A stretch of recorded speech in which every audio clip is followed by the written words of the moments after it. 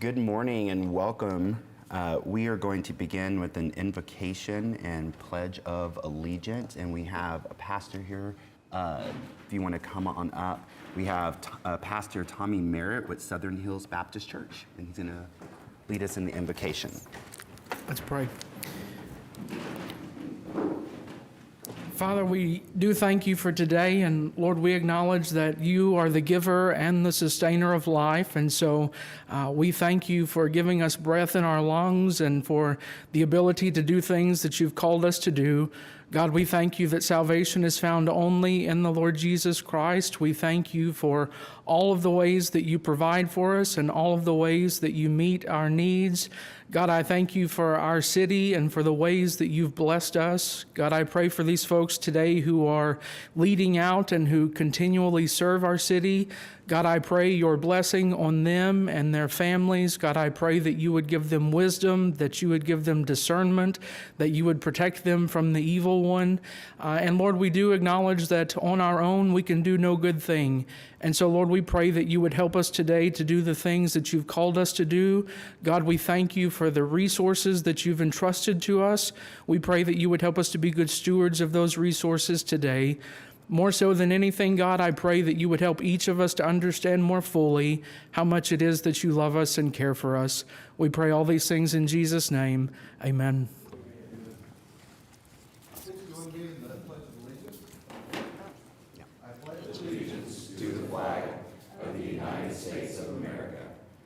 To the republic for which it stands, one nation, under God, indivisible, with liberty and justice for all.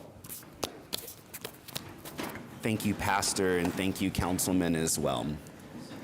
And with that, we will call this meeting to order. And I believe that will take us to item 3. Is that correct? Yes, sir. And that is our presentations and discussion of fiscal year 26 and its proposed budget. We have 3 departments on today. One item will be our planning department, followed by item B, our airports department, or rather on the agenda, the Department of Airports, and then the police department. And we'll begin, City Manager, with the planning department. Our planning director, Jeff Butler, is here to present the planning department budget. This is our last round of budget presentations, and we have the budget scheduled for next week's council meeting on June 3rd for adoption. And so we'll have some conversation about this at the end of the presentations. We'll talk a little bit about the engagement, the engagement that we received back from citizens and the feedback that we got. And so we'll talk a little bit about that at the end and as we're wrapping up the budget preparing for next week. So I'll turn it over to Jeff and let him present the planning department budget. Okay, thank you, City Manager. Again, Jeff Butler, Planning Director. Good morning, Vice Mayor, Council members, City Manager. I'm pleased to present our budget to you today. Make sure there we go. So first of all, we'll start off with our mission and department overview. We'll go to a budget summary. I'll talk about the divisions and the functions that they do in the department. And we'll finish off with the council, community, and department alignment. So first of all, our mission, this philosophy is at the heart of the planning profession. Our mission is to guide growth and development of our vibrant city in a sustainable way to ensure that our current and future residents and businesses can thrive. This is our department structure. We have 61 budgeted employees working in 5 divisions, not including 5 staff recently converted from contract positions to city employees to address homelessness, and 1 hired to manage the beautification program funded by MAPS 4. I'll cover each of our divisions shortly, but here's a summary of our budget. The general fund portion of the department's budget is $6.9 million, which supports all programs and employees except housing and community development. The bulk of the department's budget comes from $41 million in federal HUD grants that support the staff and programs in the housing and community development division. This amount fluctuates from year to year, and we try to maximize the amount of grant dollars that support programs by being as efficient as possible with administrative costs. So a casual observer may wonder why the planning department's $52 million budget is so large. And that is because, lost my place here. We have $41 million assigned to grants as a total available, but it will be expensed over multiple years. And then the special purpose fund that you see there, the second from last line, includes 1% for arts, code update funding, remodel funding, and approximately $2 million in CIP funds for the Key to Home program, specifically the encampment rehousing initiative. We're able to meet our budget this year by making some administrative adjustments and fee proposals that were introduced last Tuesday to offset existing costs. So our first division I'll cover here is the planning administration. That includes executive leadership, the Office of Arts and Cultural Affairs, and the Office of Sustainability. First, the Office of Cultural Affairs. Randy Marks leads this office, which expands and improves the quality of the community's arts and cultural opportunities so the community can experience social, physical, educational, and economic enrichment. The program provides assistance and information to artists, residents, businesses, and organizations. It initiates, encourages, and facilitates cultural planning, preservation, and development, and builds relationships between and among artists and cultural and community organizations. Some of the completed works are shown on your screen. Those are just recently completed. We're happy to see them done. The Office of Sustainability covers several things. We'll cover just a few today. In the way of highlights. Tio Bowman leads this office, which provides planning and outreach services to city departments and city residents, business and visitors, so they can integrate sustainability into decision-making for improved economic, environmental, and social health. Recent activities include, under the heading of extreme heat planning, mobilization of over 250 volunteers and we collected air quality and temperature data across 350 square miles of the city to map the urban heat island effect. The office also collaborated on development of a heat vulnerability index for the city. Under grants, the office was awarded the Department of Energy funding for electric vehicle study and strategic plan and permit-ready resilient home plans projects. We're waiting on those to see if we can go ahead and proceed with that funding. The office also supports bike lanes, acquiring ACOG congestion mitigation and air quality grants for the North Lottie and Linwood projects.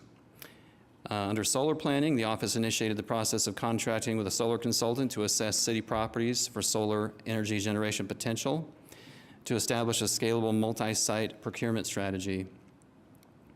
And the Sustainability Office is supporting the code update by assisting with parking and landscaping standards, solar protection, and electric vehicle readiness. And finally, the sustainability plan, we're looking at updating that starting this year. Our Housing and Community Development Division is our largest division, supported by federal funds. It's led by a new manager, Ben Davis, who you heard from last week when he presented the consolidated plan. So this division manages the federally funded programs that serve primarily low to moderate income residents, focusing on stabilizing neighborhoods, rehabilitating housing, providing new affordable housing, redeveloping brownfields, and addressing homelessness. So we'll talk about some accomplishments by way of affordable housing provision. I'll highlight some of the division's recent activities and accomplishments. The Harmony Garvey Apartments is a 40-unit development that converted the former Marcus Garvey School into 20 units and added 3 buildings with an additional 20 units. This project was a partnership with Okura and is in the MLK neighborhood in SNI area. Hillcrest Green is a LIHTC project, a low-income housing tax credit project, located at 3317 Southwest 74th Street. The Affordable Housing Development Program provided gap funding for the project. And finally, The Citizen, which is funded by the Murrow Revolving Loan Fund, is a 160,000 square foot, 12-story mixed-use building overlooking the National Memorial. The building includes offices, a boutique hotel, and a social club and a restaurant. Again, that was partially funded by the Murrow Loan Fund. Additional accomplishments, of the 9 funded projects through the coronavirus state and local fiscal recovery funds, 2 have been completed and the remaining are underway. Avalon has broken ground. Currently, modular units are being installed in the site. Caritas Casitas is approaching completion. Crossroads at Northeast Grand is scheduled to be complete in July of this year. Portland Place is approaching completion. Westlake is approaching completion as well. with interiors being completed now. We Host Alliance has completed permitting, and Creston Park has reported that they will break ground this summer. The Housing Affordability Implementation Plan was adopted by Council in January, and planning established the Housing Affordability Strategy Manager position, which we are currently recruiting for. In the fall, we plan to host an affordable housing forum and begin a series of developer roundtables to gather further input for plan implementation and program development. Housing and community development accomplishments in the S&I program include 2 new S&I areas, Ross Heights, Pitts Park, and Stockyard City were just recently selected. We're excited about that. Broke ground on 3 ARPA projects, Capitol Hill Plaza and the Capitol Hill Trail to Wiley Post, and also Dewey Park. And the Neighborhood Alliance assisted many neighborhoods and HOAs with successful events. We have 16 blocks of new sidewalks, many hazardous trees removed, 25 trees planted, 5 neighborhood beautification and placemaking public art projects, 200 after-school students served regularly, and we also completed a new 10-year S&I impact report. The Brownfields program, a couple of highlights there. We worked with MAPS to make the Clara Looper Civil Rights Center shovel-ready. We were recently awarded a $500,000 EPA assessment grant, and you can see there are many other activities going on by way of the various functions that the office does, cleaning up sites. Let's talk about homelessness services a little bit. The city is the lead agency for the Key to Home Partnership, a collaborative effort of more than 50 organizations partnering to address homelessness in Oklahoma City. The Key to Home management team embedded at the city includes the city manager's office, planning, and police, and is tasked with developing a systematic response to homelessness, increasing the system's capacity and improving the system's efficiency and overall production. The management team facilitates 17 work groups composed of service providers and people with lived experience who meet regularly to drive the work forward.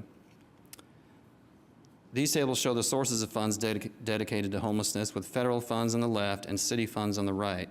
These are annual numbers with 3 exceptions indicated by asterisks, which indicate one-time grants or allotments that we are in the process of spending down.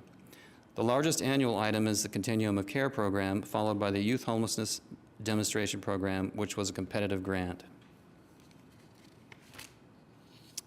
The Encampment Rehousing Initiative was launched in September of '23 to address the population of people who are chronically homeless and unsheltered. The longer a person experiences homelessness, the more barriers build up, the harder it is, and the more resources it takes to help that person exit homelessness. Through the Encampment Rehousing Initiative, services are brought directly to encampments with the goal of housing everyone residing there in an expedited 6 weeks. A myriad of service providers, each with their own unique role and expertise, come together to serve encampment residents, all with the same goal of providing a dignified response, housing encampment residents, and assisting them on their journey to stabilization.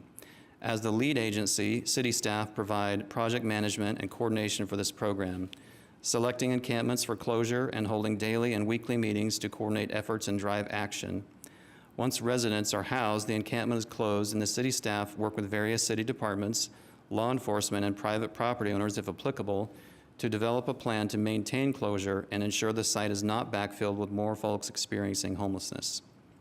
This initiative has seen great success in our community so far. 23 encampments have been closed, 370 people who were sleeping outside have been housed with case management support, 403 units have been secured, and over 1,600 people have interacted with our street outreach teams.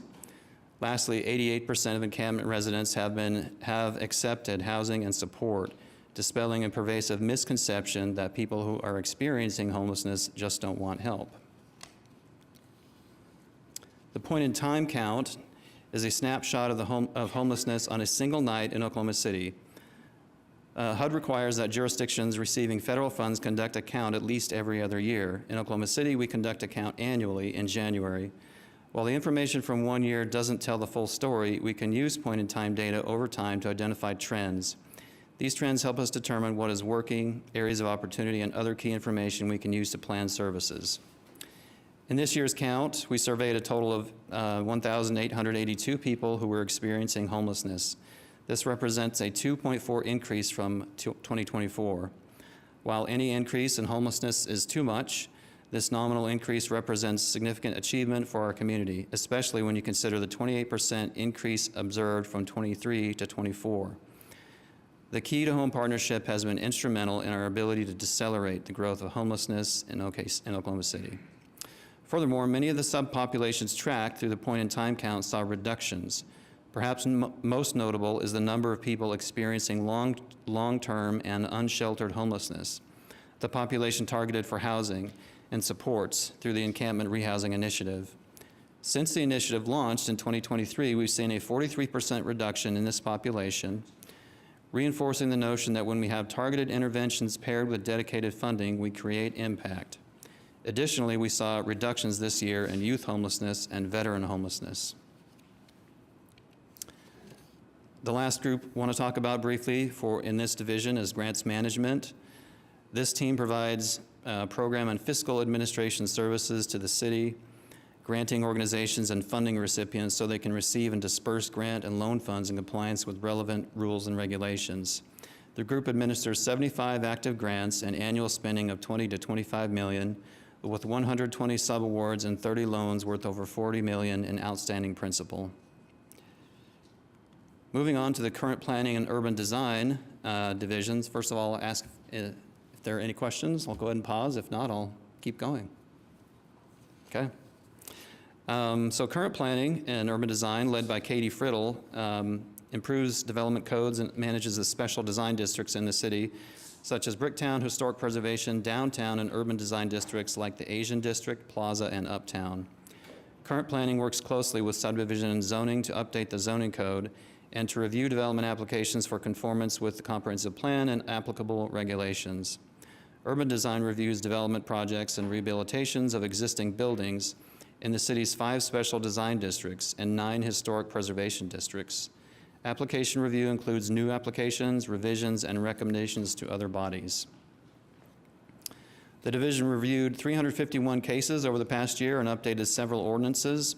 In addition to design review, the Historic Preservation Program engages in work to increase awareness of historic resources and historic preservation tools. The Development Codes update, also housed in the division and supported also in the Administration Division. This is a complex multi-year process. Its purposes are to implement Plan OKC recommendations, improve efficiency and outcomes of development, and to make the development process easier to navigate and administer. Over the past few years, as we have continued to develop potential changes to the overall zoning ordinance, we have completed some early action items resulting in the adoption of the new sign code, consolidation of our design review committees and commissions into fewer bodies, a recent update to the home sharing ordinance, and the adoption of the new accessory dwellings ordinance. We currently are working on completing on the complete zoning code for the core of the city. We intend first to hold meetings and do additional outreach with residents in the core, or what the comprehensive plan calls the urban medium land use topology area, so that we can further develop the prototype code into a form that will meet the diverse needs of the core neighborhoods. We will address allowable development types, design review, demolition, historic preservation, and historic landmark zones, and other topics. After the new core zones are adopted, we will complete the new zoning code for all other areas of the city and bring those forth for adoption. Now, subdivision and zoning. This program, or division, led by Sarah Welch, processes development applications for Planning Commission and Board of Adjustment, provides consultation to developers, applicants, and residents, and assists with updating the zoning code and subdivision regulations. Their accomplishments are lengthy. They process many, many applications, over 1,000 agenda items this past year, including over 250 rezoning applications and 61 plats. They've done a lot of work, administrative work this year to make themselves more efficient and make information easier for the public to access as well. So over 1,000 new records were made available online. That means all PUDs, all PUDs and plats are now available on our online zoning map. The Plan Development and Implementation Division, led by Kim Cooperhart, develops plans and studies like Plan OKC, Bike Walk OKC, the recent Meridian study, the Housing Affordability Study, and its implementation plan. This division houses several key programs: comprehensive and long-range planning, commercial district revitalization, transportation planning, and the MAPS 4 funded beautification program.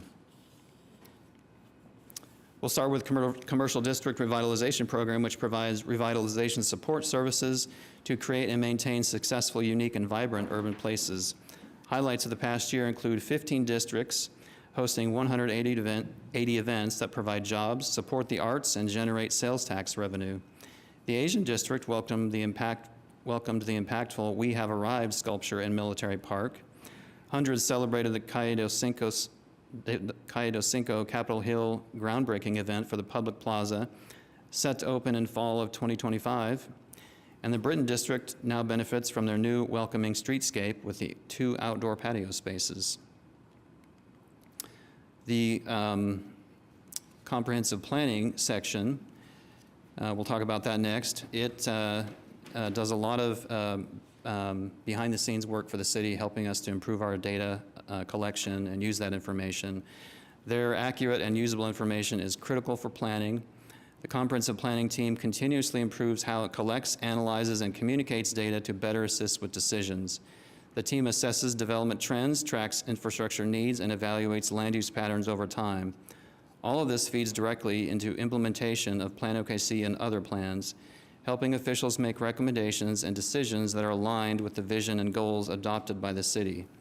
The team ensures that the comprehensive plan remains a living document, not just a policy guide, but a foundation for coordinated, data-driven growth citywide. A new program, beautification, again, as I said, it's funded by MAPS 4. The commercial district, some of the things that we've got going, coming soon for this program: commercial district beautification for Route 66, sustainable streetscape management, newly planted tree health and focus on proper installation techniques. Trees are just such an important part of beautification. And finally, coordination with local beautification and sustainability organizations. In this division, the final section to talk about is the transportation planning section. The transportation planning program works closely with Public Works, Parks, Police, and Embark to improve our multimodal transportation system so that it works as safely and efficiently as possible for all users. We have recently adopted the Vision Zero plan, updated Bike Walk OKC, with Public Works secured over $15 million in grants for various important city street projects and sidewalks, trails, and resurfacing. They've done a lot of work, again, working with Public Works on the 2025 bond and helping prioritize projects for that. And finally, right now, we're working on a $25 million grant to help implement the Vision Zero plan. A couple of plans I'll mention before I move on. The Class and Corridor Transit-Oriented Development Plan. This is something we're also waiting on the federal government to hear a little more information about, but we're optimistic that we'll be able to move forward soon. This would cover a section of Classen from 10th to 48th, and it is about increasing ridership, making it a transit-oriented development corridor, increasing affordable housing, especially near those transit stations, increasing public and private investment along the corridor, and improving safety. Finally, the Downtown Strategic Development Plan. This is a plan that we're actually right now in the works trying to, we have several applicants and we're going through the selection process right now. We hope to make that in the coming weeks and bring the contract to you all soon. But that will help us prepare for a lot of good things happening downtown in the next few years, coordinate land uses, see what infrastructure needs we have that those land uses might be bringing or that they might need. So we're very excited to move forward with that. The Planning Department's budget aligns with the City Council's priorities and the community's vision and goals, which we implement through our strategic business plan. So to close, I'll walk through a few of our issues and strategies and some example data points.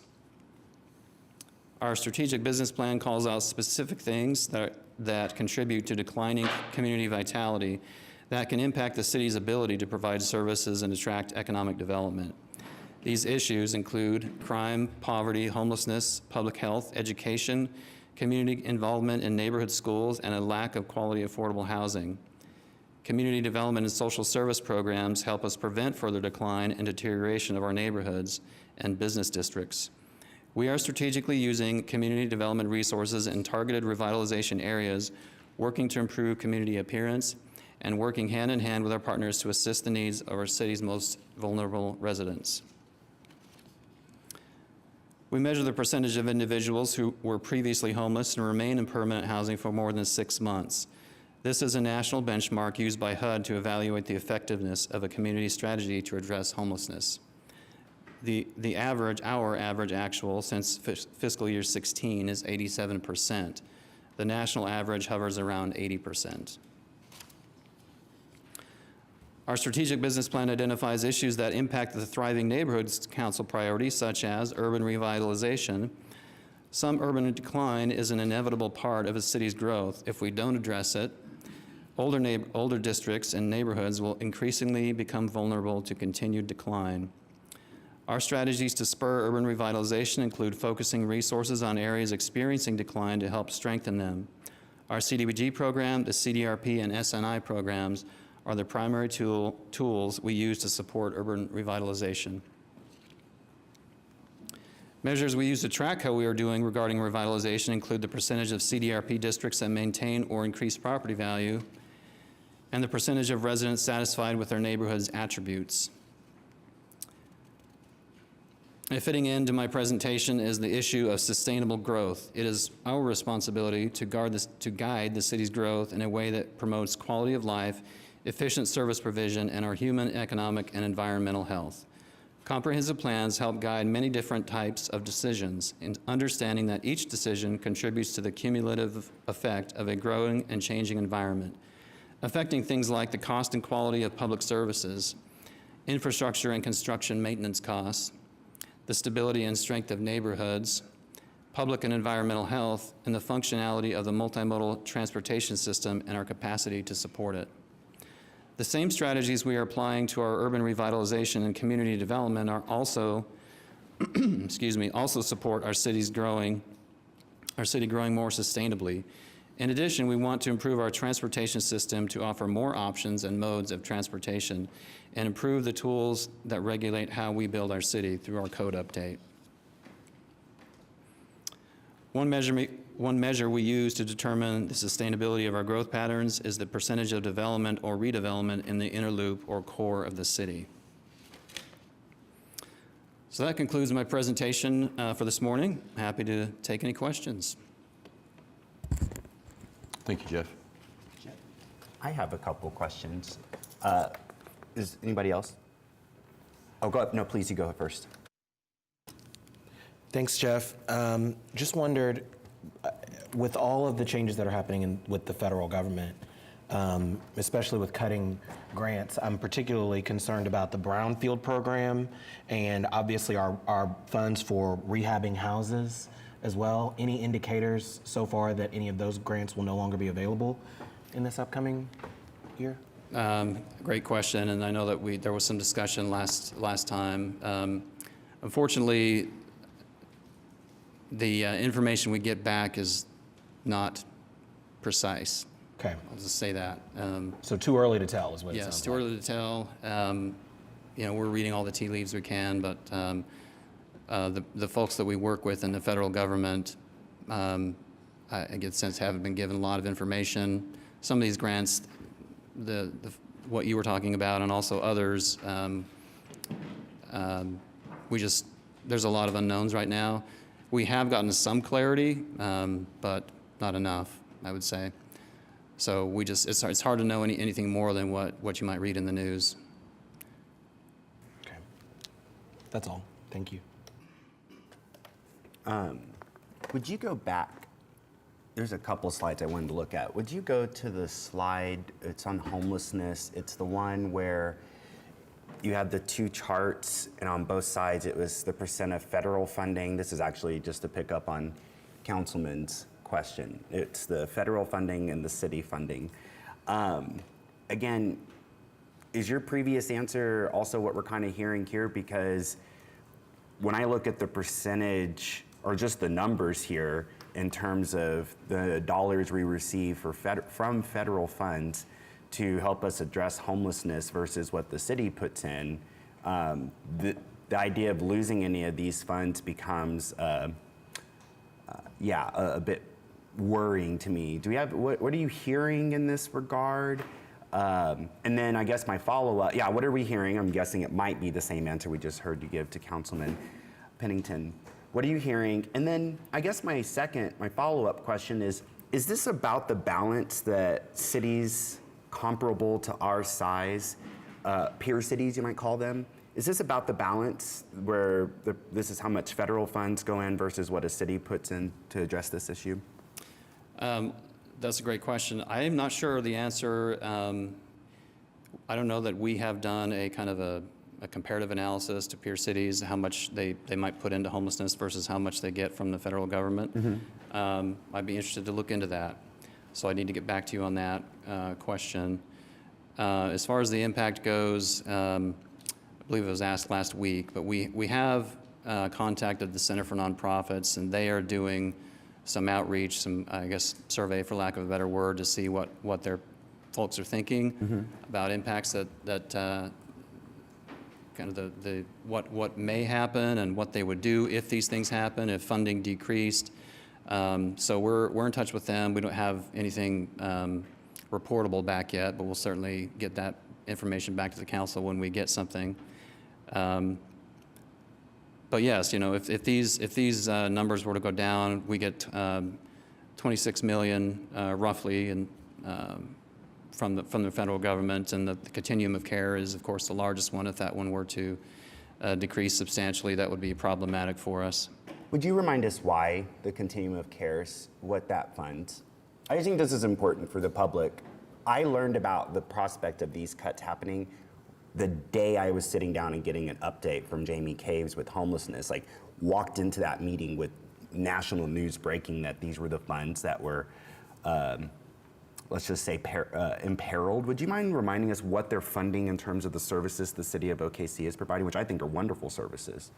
Yeah, the continuum of care is or in other words, the Key to Home program, which we've kind of, it is that whole system that provides homelessness services that we, as I mentioned during the presentation, are the kind of the point organization for, the organizer, the manager of, and so it funds a lot of our work. It funds a lot of our partners' work, our subcontractors, for just all of that care for homelessness and trying to get folks out of homelessness.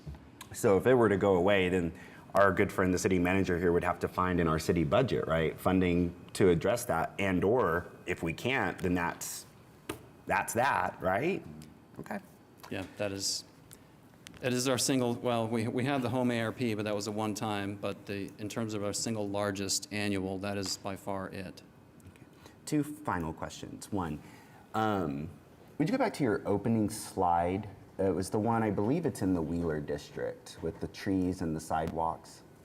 There we go. I heard you mention how important trees are, and I just remain a bit confused. I agree with you that trees are important. What are our plans to use you said it was around 200 volunteers who went out to do the heat map study around our city to see where we were kind of most vulnerable in terms of missing shade, and thus, so my understanding is it's difficult for the city with it, not just the current budget, but its budget generally, to maintain the trees we plant. Like, so MAPS 4's beautification, which I think is wonderful, is going to fund, I want to say it's about $1 million worth of trees. But I guess my confusion is what is our plan to not just plant those trees, but to ensure that they survive, thrive? Because at present, my understanding is we're relying on private property owners, but we would plant the tree in front of a private property, and that private property owner, a business homeowner, would be the one responsible for stewarding that tree. And in theory, maybe, but every time I hear that, so for instance, I wanted trees up and down Northwest Expressway where we've just done this $26 million BRT investment, matching funds with the Fed. But several businesses told us they didn't want to take care of the trees. And if that's the response, now we're treeless, and it wouldn't just be Northwest Expressway, we can talk about any areas, Meridian, et cetera.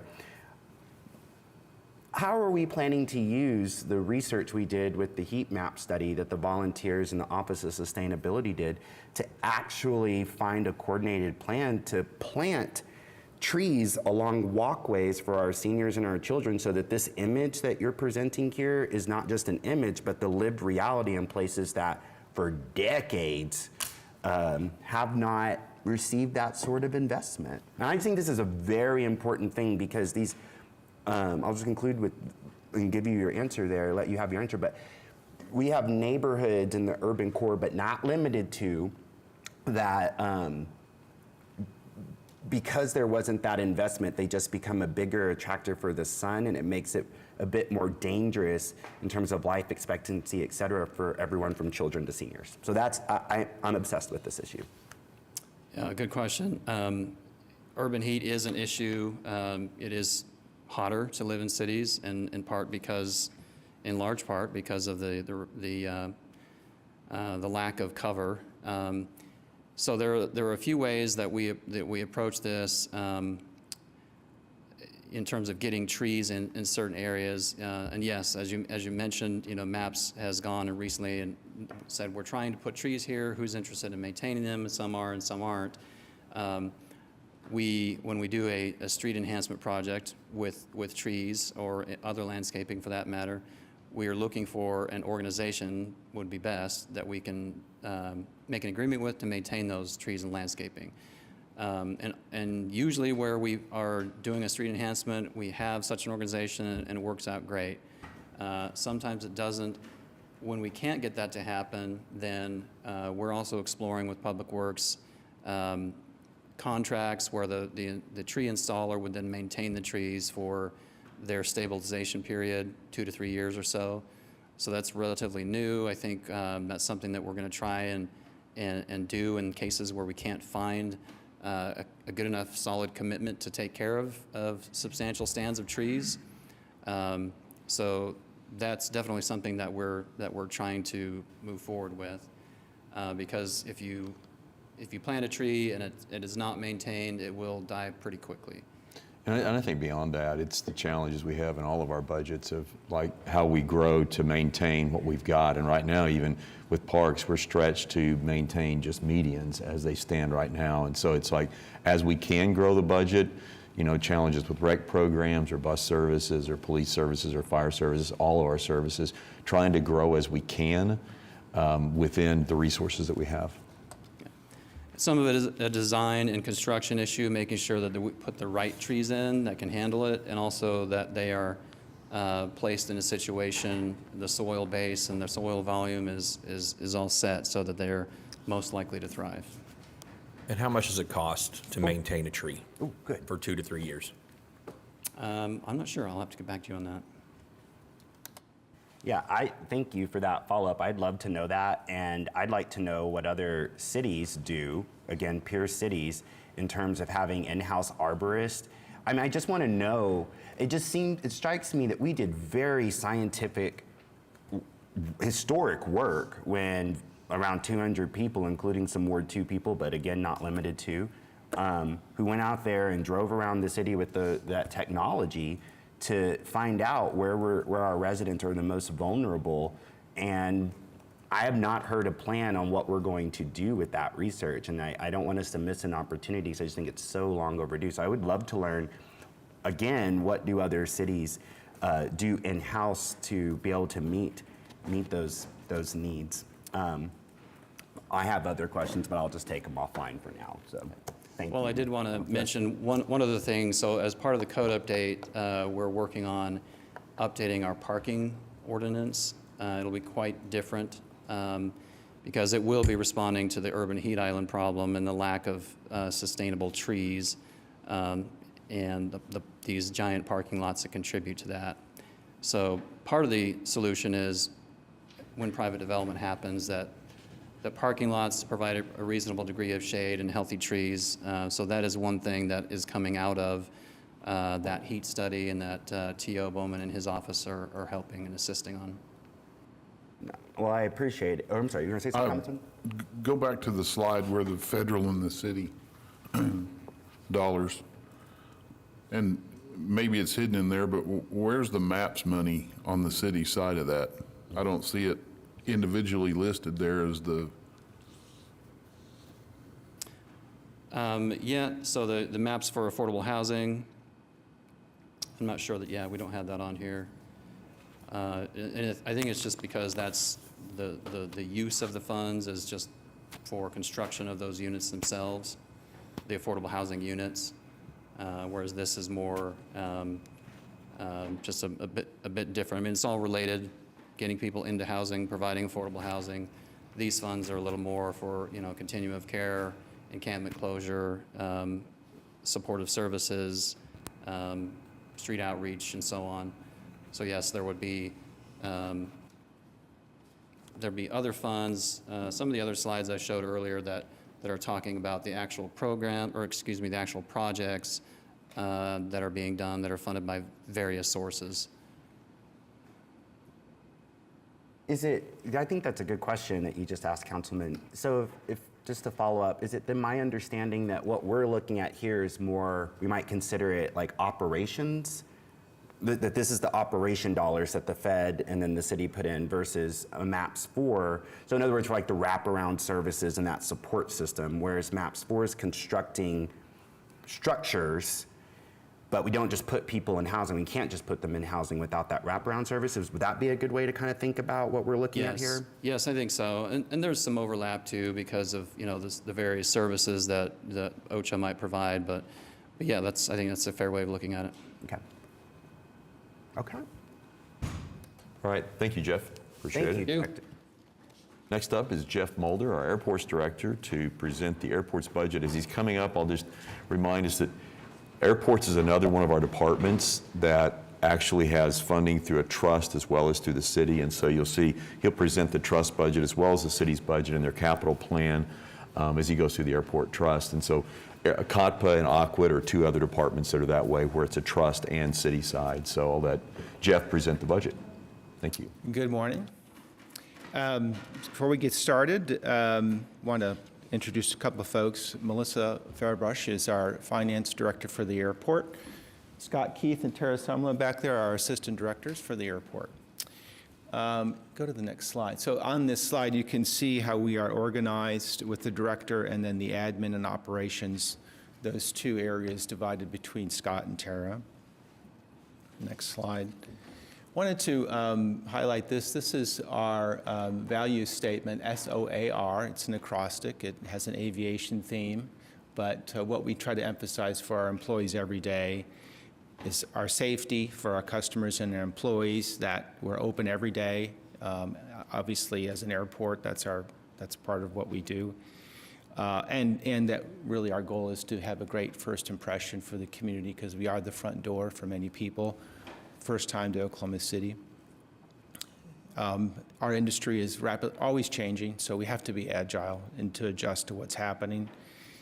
And then reliable. Our customers and our tenants depend on us to be there to make sure things are working every day so they have success. So, next slide. So we divide our budget into two pieces, really, or it is one budget total, but this first part we're focusing on what we essentially call our city portion of the budget, the $27 million, which funds essentially the personnel services that we have. It also funds some of the cross charges that we have from the city, like from the police department and insurance services and things like that. Go ahead, next slide. And so this portion of the budget is essentially flat, slight decrease of $103,000. Really, we're seeing the benefit this year, and this is with we did some add delete with our positions, but no new positions for this next year. And we're seeing the benefit of some risk chargeback reductions, some insurance costs that we're seeing a decrease in. And that's helping us maintain essentially this flat portion of the budget for this next fiscal year. Next slide. So when you add that then to the overall Oklahoma City Airport Trust budget, $208 million, which is a slight decrease from the fiscal year 24-25 of $211 million. As you can see, a lot of what we do is our capital and our construction and project development. That makes up the majority of our overall budget and our efforts there for our 3 airports. Next slide. So this shows you the comparison of fiscal year 25 and 26. And the first thing that jumps out is about an $8 million reduction in revenue. Our airlines are forecasting about a 3.5% reduction in passengers. A lot of our revenue is related to, of course, the passengers with parking and rental cars and concessions. The airlines anticipate this fiscal year, or this next year, that they'll see a reduction in passengers. A lot of that has to do with consumer confidence. You've seen that at the national level go down. And so airline tickets are something that's discretionary, so they expect to see a reduction. We are, for this calendar year, we're tracking about a 2% reduction in passengers compared to last year. So we're basing our budget plans based on that. What we also have as part of our resources is quite a bit of carryover, and that's essentially our resources from this fiscal year. Most of that are the capital projects that we have budgeted that we hadn't been able to complete. A lot of that capital funding comes from federal grants. It's a timing issue generally, so we haven't been able to get the grants in a timely manner. And so sometimes it's the timing issue where projects roll from one year to the next. And so that's where you're seeing a lot of that resources roll over into this next fiscal year. Next slide. So you'll see the revenues here broken down. And you can see that we have lots of different revenue streams from building rental, the landing fees, parking, concessions, and they cover the gamut. And overall, as I mentioned, we're anticipating some revenue reduction based on our airline passenger activity. And then you can see at the bottom some of the carryover that we have, the project funds. The senior lean maintenance, that's an item for the Mike Maroney Aeronautical Center. We also do a lot of capital projects for the FAA Center. Next slide. And on the expense side, we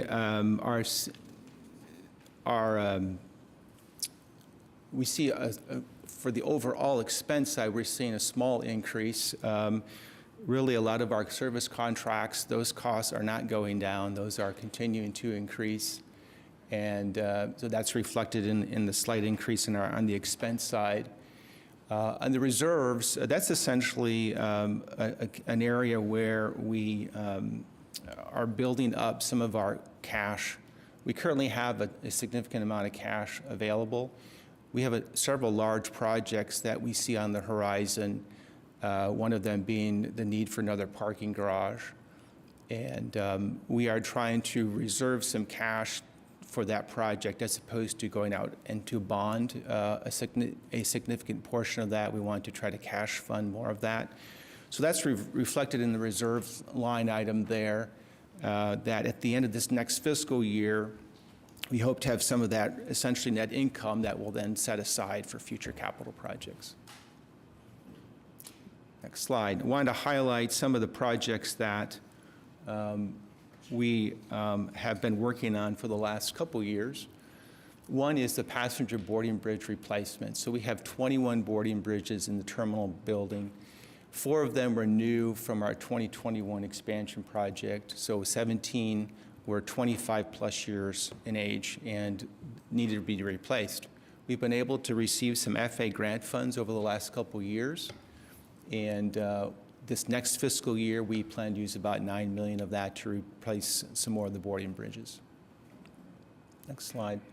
That's just a picture of one of the bridges at the terminal. A project that we are working on in collaboration with the state of Oklahoma and one of our tenants, AAR, is we're building a new 3-bay, 80,000 square foot hangar.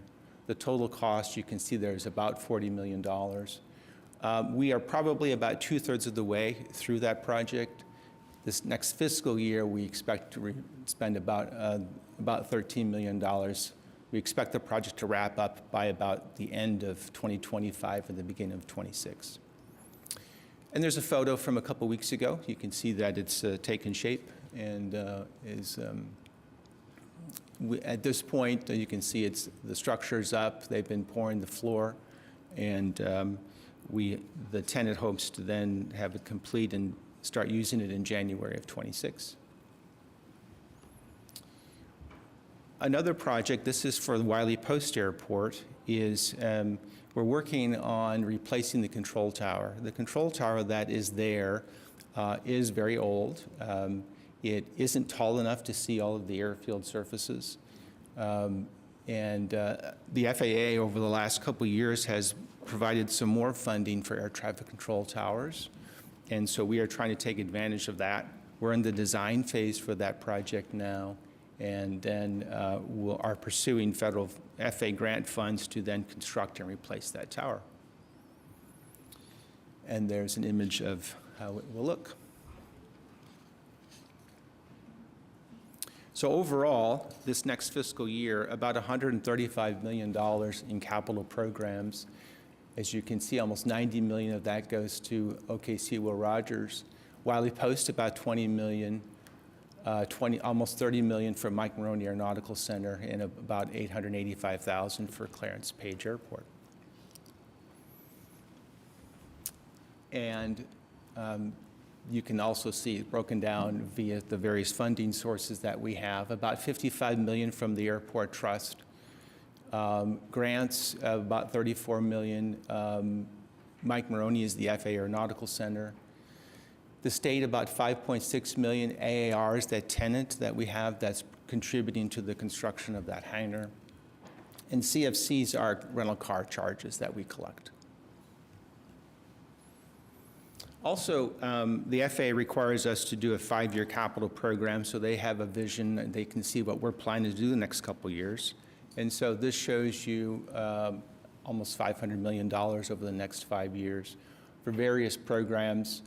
These include runways and taxiways and aprons, buildings, wide variety of projects that we have anticipated over the next 5 years. Next slide. So we also participate in LFR, Leading for Results, and so we have a couple metrics that we track. This one is usually, the timing on this particular slide is usually a little bit confusing because we have numbers through March of 2025. The first quarter of the year is usually pretty quiet for us for parking, but you can see we expect the same as you wrap up fiscal 25, that almost half the year we exceed 85% parking capacity, and that continues. If you go back just a second, Melissa.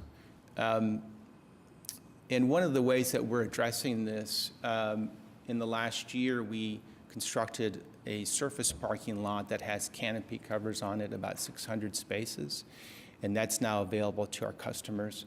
We feel that's a good move. It gives our customers some cover. Of course, this time of year when they're traveling, they don't want their car necessarily parked outside and subject to the weather.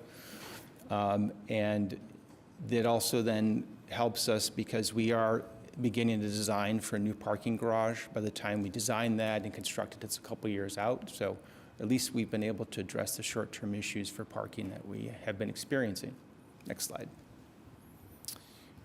You can see for the calendar year 2024, 4.6 million was a record year for us. Obviously, we had recovery, you can see from 21 on from COVID. And we expect this next year, we'll probably get close to our record year of 24, but based on what the airlines are telling us and how their schedules are changing some, we expect we'll probably be a little bit short of our record year last year. And That obviously is an outsized graphic as far as fiscal '22. That was recovery from COVID. And you can see, though, the growth has continued. With the recovery, with the growth of Oklahoma City and the strong market that we have. But as everyone knows, there are so many outside factors that affect air travel, and it affects us also. So we're starting to see that certainly level off. This shows our current map of the air service destinations that we have. The one, obviously, for us that stands out this year is that leg to Cancun that will start in November of this year. American Airlines will start service. That's our first international service, so we're excited about that. Continue to talk to the airlines on a regular basis, meet with them, encourage and suggest new routes or increase frequency for the routes that we have. The airlines themselves are struggling with a couple issues. One of them is aircraft deliveries themselves, like from Boeing, Southwest Airlines, and others. Their plan for replacement of aircraft is behind schedule because Boeing aircraft delivery is years behind schedule. That inhibits their ability to grow, and so that limits their ability to add new markets and add destinations. So essentially, we as Oklahoma City airports are competing with every other airport in the country to try to add more service with limited capacity that's available. But we've had some success and obviously excited about the new international service. Quick photo of various departments out in their workplace areas. So obviously many of these are the frontline departments that make sure everything's working every day at our 3 airports. And that's it for my slides. Happy to take any questions. The one thing I want to say is I fly a lot for work, and and I've said this before, when I return home, I'm always so proud how clean our airport is, how functional it is, how the people are so friendly, like my friend Harold, the parking, the landscaping. We have something to be really proud in this airport, and I think you guys are doing a great job, and I just wanted to thank you for that. Sure, thank you. I'm going to echo his sentiments on Harold. He's one of the favorite smiles I like to see when I go through there. Can we go back to the slide real quick on kind of some of the monies that you have, you're dividing up between the airports, 18. Yep. What are we doing out at CE Page? Can you elaborate on that a little bit? We're going to spend that money on? Yeah, so recently we completed a project where we installed some new visual aids for precision approach path indicators, they're called. They're aids for pilots so they can land safely. It gives them the right angle to land safely towards the end of the runway. That's one of the projects that we've undertaken. Most of what we're dealing with at Page is that the infrastructure is in relatively good shape. We've got some rehab projects underway for the runways and taxiways, but most of what we have envisioned in the next 5 years is expanding the taxi lanes so we can allow for more hangar development in that area. And that's primarily what we're looking at the next couple of years for that airport. We have a lot of people using that airport? It's more than we thought. So it's not it doesn't have a control tower, so you don't have a traffic count. But we put out a receiver a year ago, and it tracks the ADS-B, which is the satellite receiver in these aircraft that ATC uses to track them. So now we've been able to build an actual count, and 30 to 40,000 operations a year, which is more than we thought we were seeing there. That helps us also with the FAA in planning and justifying grants. But relative to the other airports, of course, it's not near as busy. But it serves its need. It's used for training quite a bit from pilots in the area, from the various flight schools in the area. So that's one of its primary functions. Thank you. Yep. Can I? Well, I want to echo what Councilman Stonecipher said. It is, I don't know, maybe just being from Oklahoma, but there's something very comforting once you arrive at the airport, and I love seeing the public art there, what Matt Gode's been doing, for instance. Could you help me understand, you mentioned with Boeing that they're behind with delivering. What's going on there? Well, a lot of factors there. As a company, they, over the years, have sold a number of airplanes to airline customers. And they plan that on making so many airplanes per month, usually 30 to 40 airplanes a month, which is quite a bit. For a variety of reasons, they've fallen behind that delivery schedule. So the airlines, the airplanes they have, they do, through obsolescence, they do retire them because of the time on the aircraft and the engines. And so they have to take them out of service. Well, they plan to replace them with new airplanes. Well, if the new airplanes aren't arriving as scheduled, they lose their capacity, they lose their ability to grow. And that's one of the challenges that many of the major airlines are dealing with. So their intention to grow is being, they don't have enough airplanes to really meet the market. And so that creates it more, because over the last couple of years, there's been a lot of growth in the industry, and the airlines have been projecting to grow more, but due to the lack of new aircraft deliveries, they've had to really slow down their growth plans. Oh, that's interesting. Thank you for that clarification. All right, thanks, Jeff. Appreciate it. Next department presentation is Chief Basie with the Police Department budget.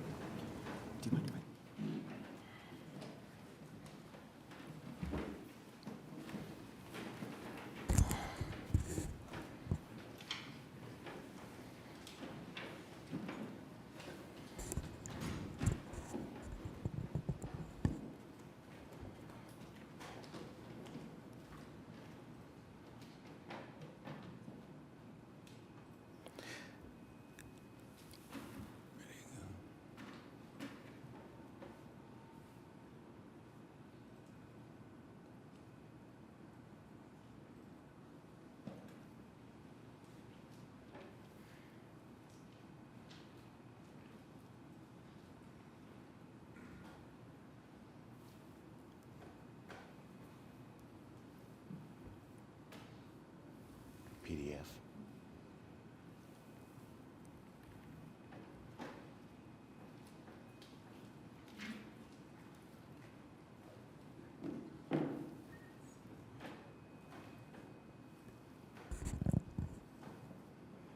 Well, as we get this ready, allow me to say good morning to all of my esteemed council members, City Manager Craig Freeman. I see the Vice Mayor James Cooper stepped out.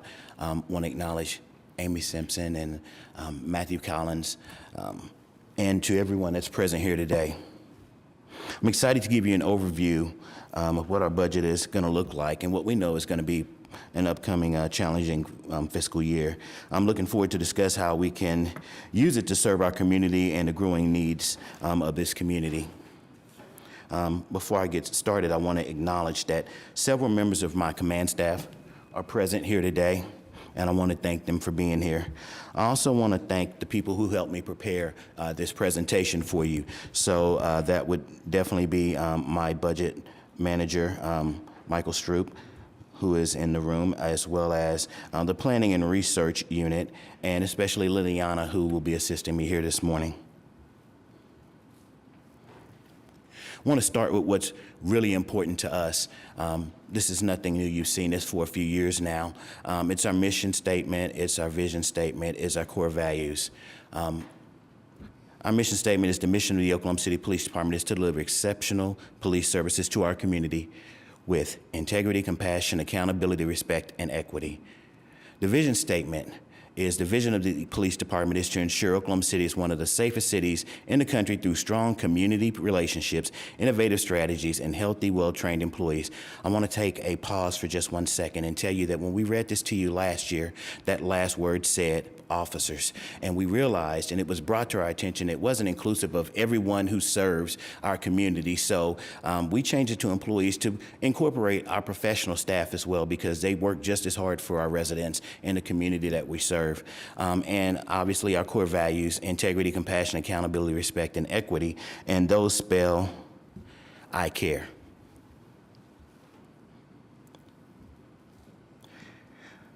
I want to give you a quick overview of the department and how it's laid out.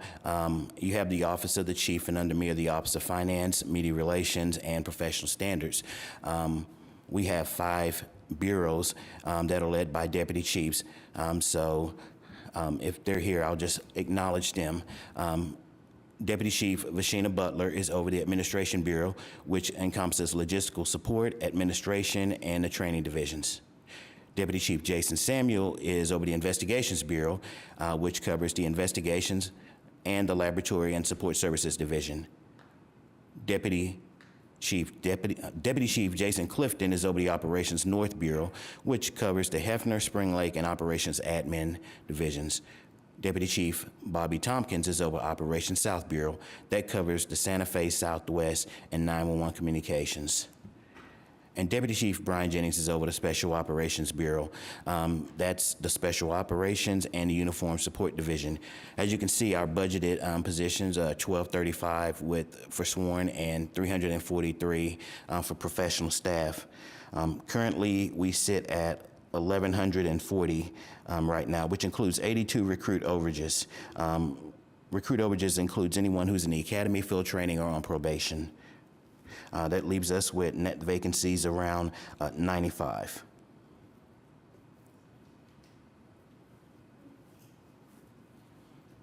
I want to discuss some major budget changes coming up to incorporate or to address the 1.5% cut to our base budget in the general fund. We're freezing 20 police officer positions, and we're deleting 1 vacant polygraph examiner. Also a significant change, or not as significant, but worth noting here today is in July of 2025, the city's contribution per employee to the pension fund increases 1% due to Senate Bill 102.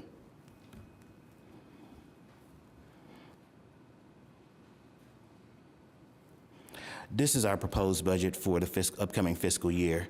You can see that our operating budget is just over $251 million.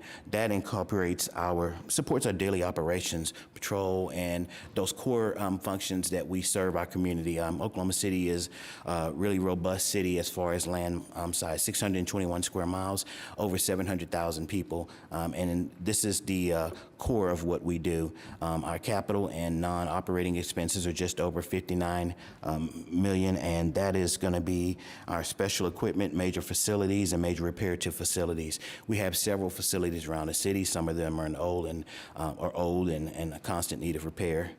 So that gives us a total budget of just over $311 million, minus transfers to other city funds, and those transfers are going to be wage adjustments and our 911 subsidy fund. And so our total proposed budget is $297,951,282.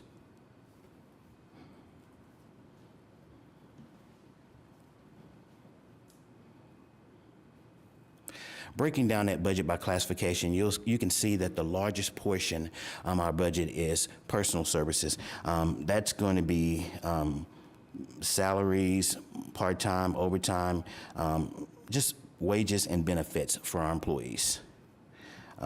Second largest fund is going to be services at 11%, and that's going to cover contracts and and utilities, chargebacks for IT and fleet services. Supplies and equipment are 10% of our budget. That's going to be uniforms, equipment, computer supplies, and fleet replacement.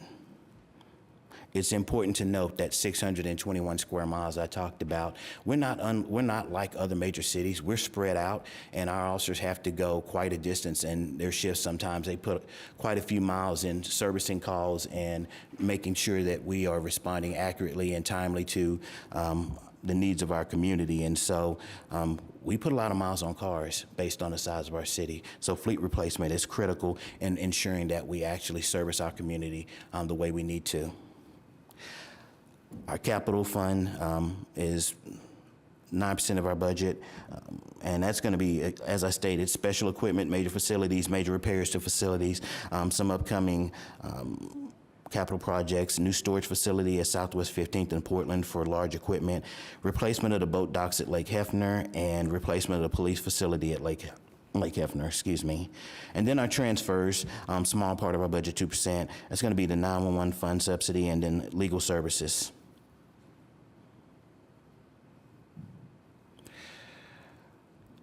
Our budget broken down by source, the largest portion of our budget is the general fund, and this primarily pays for personnel expenditures and some services and equipment. The police, it's just over $184 million. The police sales tax fund is just over $72 million. And you can see that this also helps fund personnel expenditures and some equipment and services. The MAPS for Use tax fund is going to help fund fleet replacement, and the 911 Communication Center primarily pays for personnel expenditures.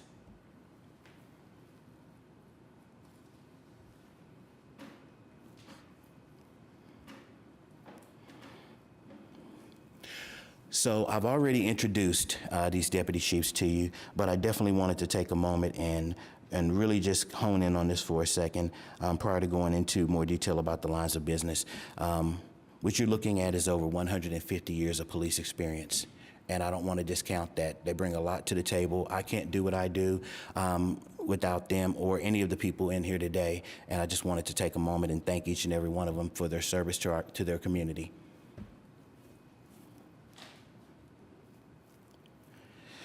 First line of business is going to be administration. You can see that's 91 positions, 14 units. It covers executive leadership, Office of Personnel, Office of Media Relations, and professional standards.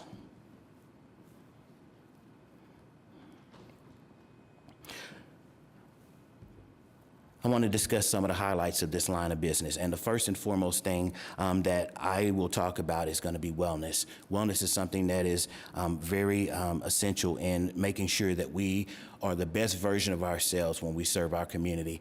People often say, well, it's often said that we encounter people on their worst day, but what people don't understand is sometimes we encounter you on your worst day or on our worst day. Life doesn't give exemptions to us because we put the uniform on. So we want to make sure that we're supporting our employees and giving them the physical and emotional wellness resources to be the best version of themselves. And not only do we want to do that, we want to make sure that that extends to the families. That starts in the police academy. You can see some of the projects on the right of the screen. At the very bottom, you're going to see the bottom two, Hearts Behind the Heroes, is designed for spouses and significant others of law enforcement professionals, because we know the impact of this work not only affects the employee, but as their families as well. And then, of course, the Family Academy is something we start with the recruits in the academy, and we incorporate their family into that process.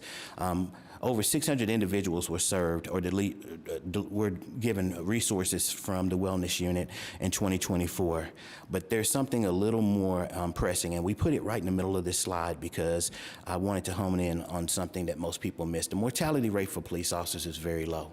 We don't live very long after retirement. That's something that we've seen in national statistics, and we've got our own stories to tell. We want to do something about it. Our wellness unit recognized after we had 3 employees who all died at the age of 49 from cardiac issues that something needed to be done. And they started the 49 Project, and that's why it's called the 49 Project. 3 people that should still be here with us today, potentially. And over 400 employees have been serviced through collaboration with OU Health through these health fairs that we have hosted all over the city in all of our different divisions. They do biometric tests, body testing, physician resources, nutritional education. It's just something that we do to try to not only extend the life of these employees, but give them a better quality of life while they're here and long after they're gone.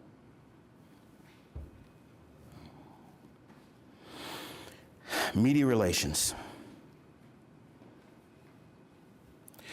We're very proud of Oklahoma City. I think all of us are, and that's why we sit here and we serve. But I think there's just a lot of, I always hear Oklahoma City is a hidden secret when people visit. This is like a hidden gem that people didn't know about. We often hear that.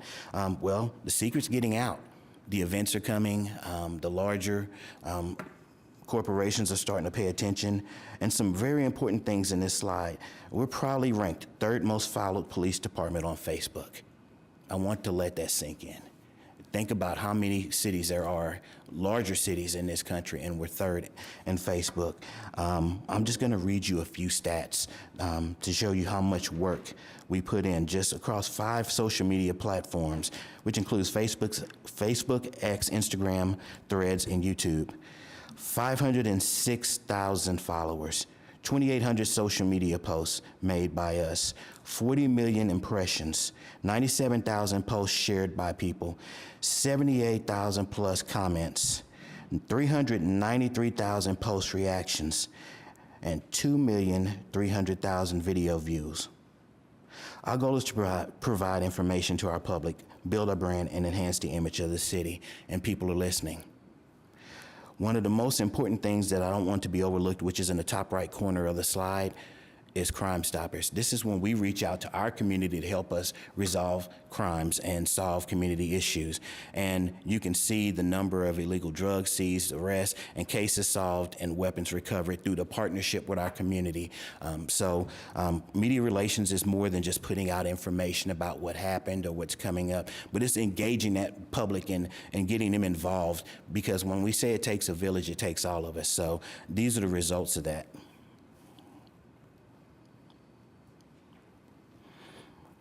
Some other things in this line of business: fleet management manages 1,172 vehicles. It's quite a bit.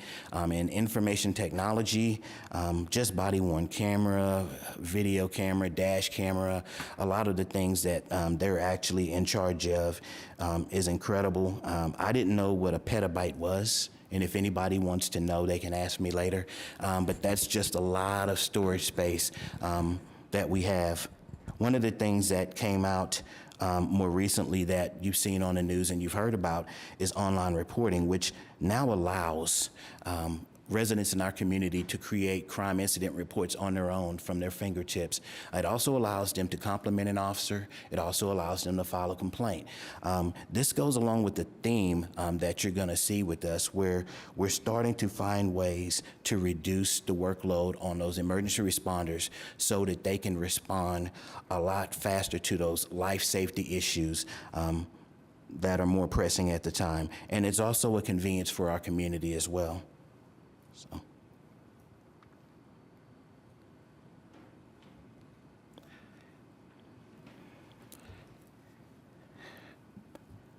We had a big year in 2024. We made a major shift. We were running 3 academies a year, and we shifted to 2 academies a year and decided to go with larger classes. Class 152 started in February with 71 recruits. It's the largest number we've had in a while. As I stand here today, there are still 61 recruits left in that class, and they're slated to graduate on July 6th. We're hoping to begin an academy, Class 153, in August with 80 recruits. That's our goal. So we are aggressively going after individuals we believe have a heart for service to serve this community, and we're starting to see that people are really interested in this profession. We've had other cities come to visit us to see just what we're doing to get those numbers, but I'm going to point out just one thing that we've done that's unique to this city.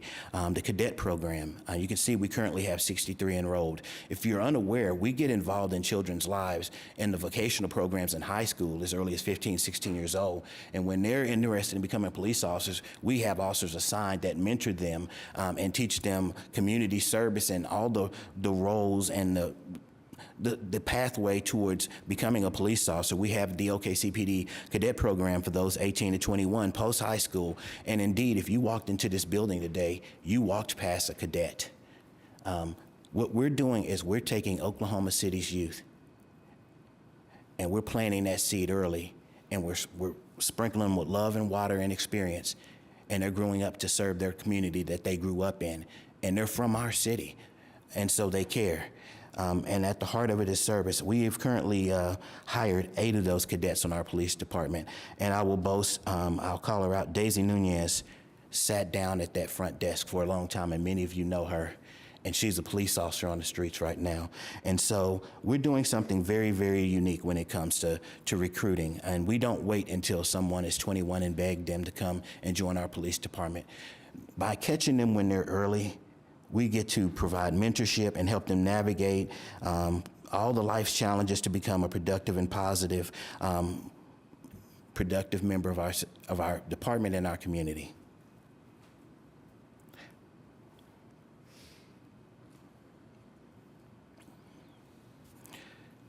Our investigations line of business has 245 positions, 9 units. That covers person crimes, property crimes, victim services, a bilingual unit, digital evidence management, property crime specialist, laboratory support services, and crime scene investigations.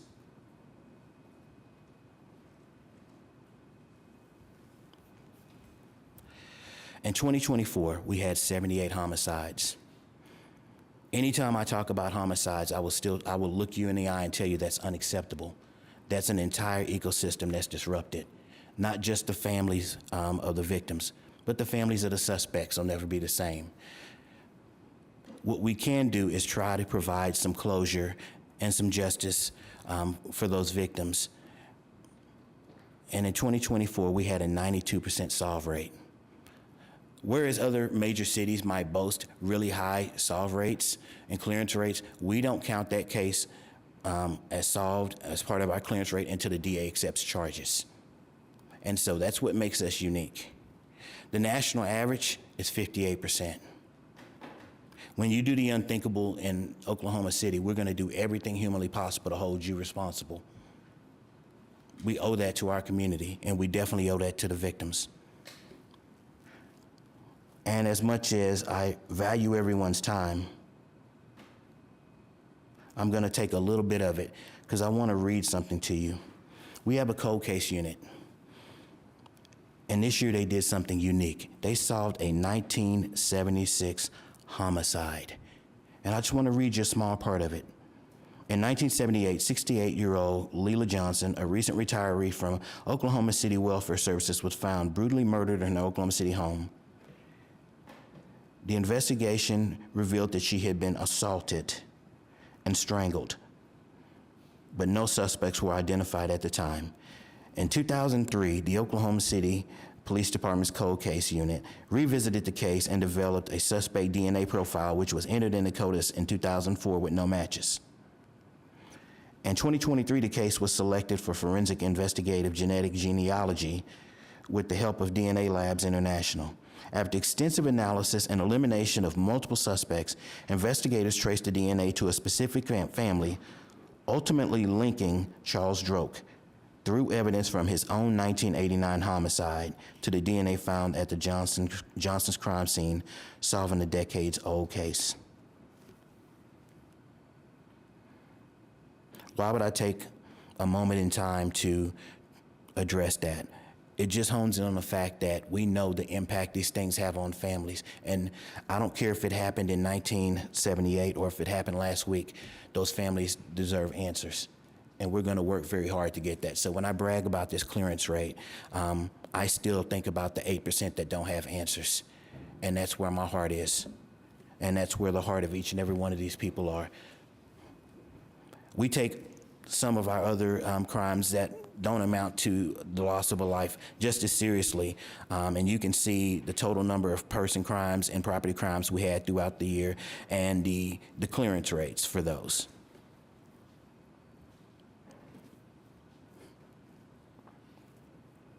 How do we solve these cases?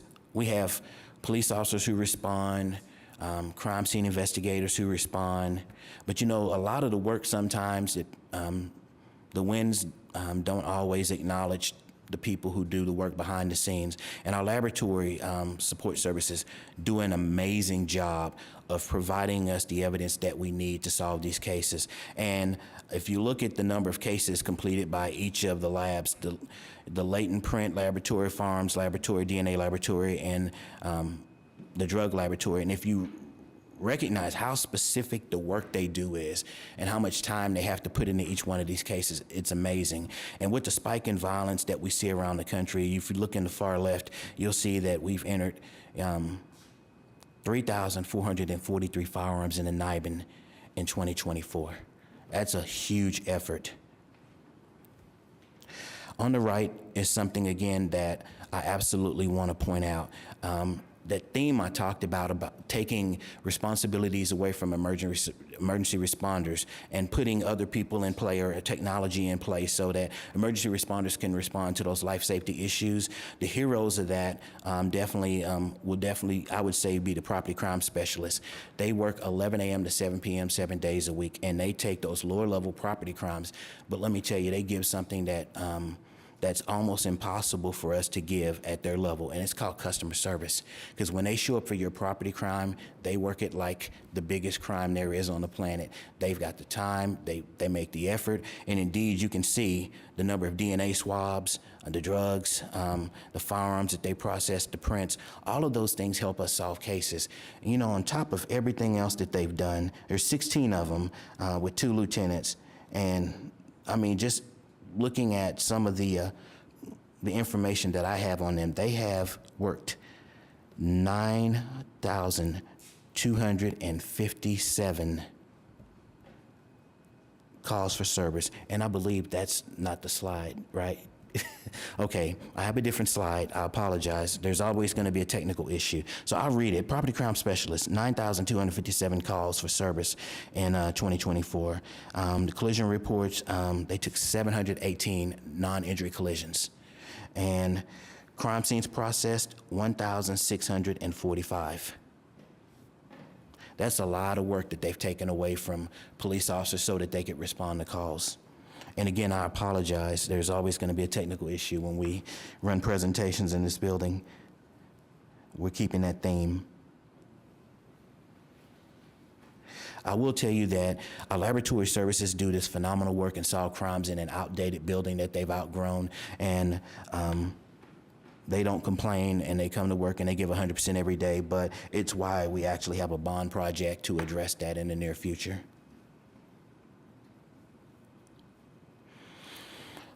The operations line of business is our largest workforce. You see there are 909 positions. It's the largest part of our budget.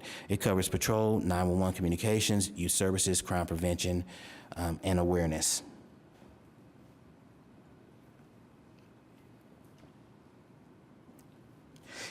I'm always surprised and amazed at the number of 911 calls serviced in this community, but last year was 1.28 million.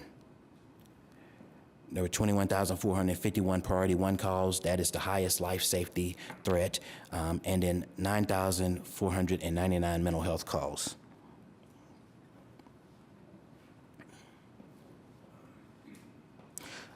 I want to dig into that aspect of 911 calls. So life-threatening calls dispatched within 2.5 minutes, we responded to within 71%. But mental health calls decreased from October 2023 to April of 2025 by 58%. This is significant and it's important. And there are a number of reasons for that. I want to thank the fire department for the mobile integrated health, which brought to us the crisis response teams, the alternative response teams, and the crisis call diversion dispatchers and dispatch. It's a wonderful partnership. And one of the things that we've looked at in best practices is having the right resource for the problem when it arises. So some of the decreases, number one, dispatchers receiving mental health training and deferring those calls to other community partners such as 988. Our public education piece, where people are made aware to call those resources up front instead of 911. Some of that could be, and I don't think people account for this enough, when you give the right resource to the person the first time they call, it eliminates all those repeat calls that you get because they're still in crisis and they didn't receive what they needed otherwise. And so we're moving in the right direction when it comes to addressing the needs of people and putting the right resources in place. Some of that goes back to our public safety partnership, which started out of the Community Policing Working Group and the Law Enforcement Policy Task Force. So thank you to all of you who were involved. Community outreach programs. The numbers are up there, and the number of people served, and these are juveniles. This is our investment in the next generation. It's something that many of you are passionate about because I see you at our events. It's something I'm definitely passionate about. we have a very, very robust youth outreach, and we keep expanding it. I could stand up here all day and waste most of your day talking about this, but it would probably get me in trouble with a few of you. Some of the things I will tell you about as we've expanded. You know, we created a chess club under PAL because we wanted to be inclusive of, not all kids are athletic, and wouldn't you know it, on the day that it rained and there was torrential flooding in the city, 99 kids showed up for a chess program, and a young lady's grandmother flew in from India to watch. I was blown away. That same young lady went to Florida the next week and I believe placed 4th nationally. And we had a part in that, giving her that opportunity. And just to see those young kids focused and driven and competitive, but they're aligned with mentors in the process. We started Muscles and Mentors, and some of you were there, where we rehab Schilling Gym. And we're gonna teach all kinds of life lessons about goal setting and character and pushing through adversity, while engaging in something that's as simple as physical wellness. And although it may seem, there are 50 to 60 kids in every session, wildly successful. The Youth Leadership Academy has been around for a while, but I don't think everybody understands that what the goal is we teach them to give back. And each Youth Leadership Academy works to identify a nonprofit that they want to raise money for. And they go out into the community and they solicit donations. So I just want to go back over the last 3 years. Class 6 chose Positive Tomorrows. They raised $40,000 for them. Class 7 chose the Care Center. They raised $50,000 for them. And the most recent class, Class 8, chose one church, one child, and they raised $25,000 for them. There's nothing more fulfilling than watching youth people tackling the issues of our community and actively working to support others who are doing the work, and the life lessons, and hopefully them paying it forward as they move forward and becoming even more productive members of our community. The sky's the ceiling for them. The Youth Engagement Council and the Youth Police Academy are 2 new programs we started within the last year or so. Those are also recommendations that we fulfilled through the Public Safety Partnership. And as much as I want to continue to talk about youth, we have to talk about what's often left off the table, and that's the senior members of our community.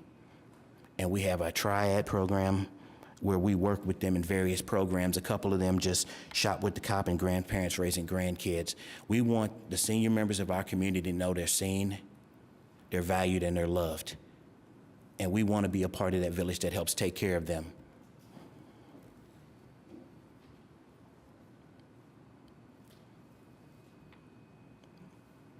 Next line of business is the public safety support.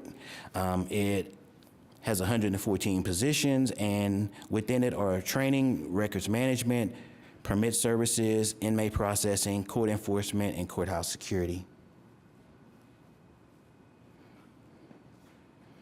We've talked a little bit about recruit training and the 2 big academies, the one that we currently have and the one that's coming up in August. What I will tell you is that when you graduate from our academy, you have 1,100 hours of training. The CLEAT mandate, the state mandate, is only 600. So by the time you leave our academy, you've almost doubled the state requirement. And I want to really drill in on that, is that we go above and beyond from the very beginning. All of our recruits receive CIT training in the academy. All of our recruits receive ABLE training, and although you don't know what that is, it's something I'll dive into a little bit deeper in future slides.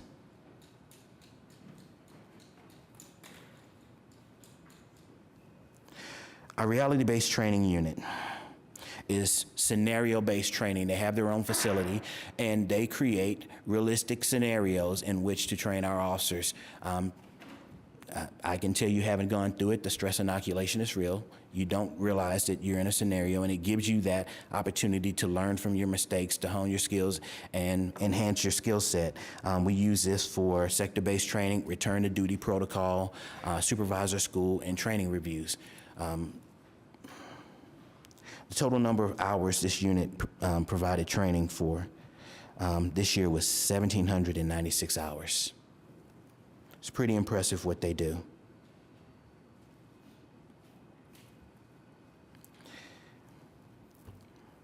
ABLE stands for Active Bystandership for Law Enforcement. This is something that was created out of Georgetown. Several other major municipalities have it. I'll just read you a little bit about it. Law enforcement agencies achieve ABLE certification by committing to a comprehensive set of standards designed to foster a culture of active bystandership. This includes securing letters of support from agency and jurisdictional leaders, as well as from 2 independent community organizations. Agencies must provide all officers and recruits with an initial 8-hour ABLE training, followed by annual 2-hour refresher courses delivered by ABLE certified instructors. What does ABLE mean? It's one thing to say that we have a directive that tells our officers to step in when another officer is losing control of that scenario or that situation is not de-escalating properly. We don't just tell them to do it, we train them to do it. And so this was a national program that was renowned for that very thing, and we jumped on board. It was something that we always did. It's something that we use our reality-based training unit for as well, to incorporate the values of de-escalation, taking the proper steps, but also to step in when necessary.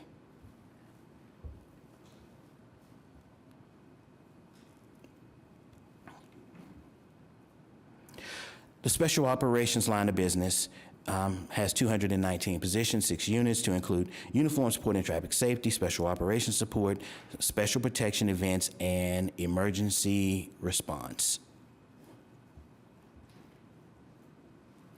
Most of you are familiar with our Real-Time Information Center, known as ARTIC. There's some statistics on there just kind of to show you how much work they've done in 2024. Some of the calls that they were able to clear. Clear means when they actually cancel a call or the patrol response to a call based on their observations. They've been invaluable in helping us gather information, evidence, and responding appropriately to calls. And with Oklahoma City growing, the large events that are coming, they're even more critical for us. In the top right corner or to the right, you'll see a QR code. That is to connectoklahomacity.org. That allows residents and businesses of Oklahoma City to register their cameras with our Real-Time Information Center. It doesn't give us live feed access at all. All it tells us is there's a camera there, so if there's an incident, we know to ask for any potential. Criminal Interdiction Team of Central Oklahoma. You can see the number of arrests they've made. You can see the amount of money that was seized and the amount of drugs that were seized. And now I want you to look at these numbers, and for a moment, imagine what Oklahoma City would have been like last year had none of this occurred. Had none of these people been held accountable, had none of this money been seized, and had none of these drugs been seized, what could have happened to members of our community without the efforts of these people? So what they do is really important. They go after really dangerous people who pose a significant threat to our community.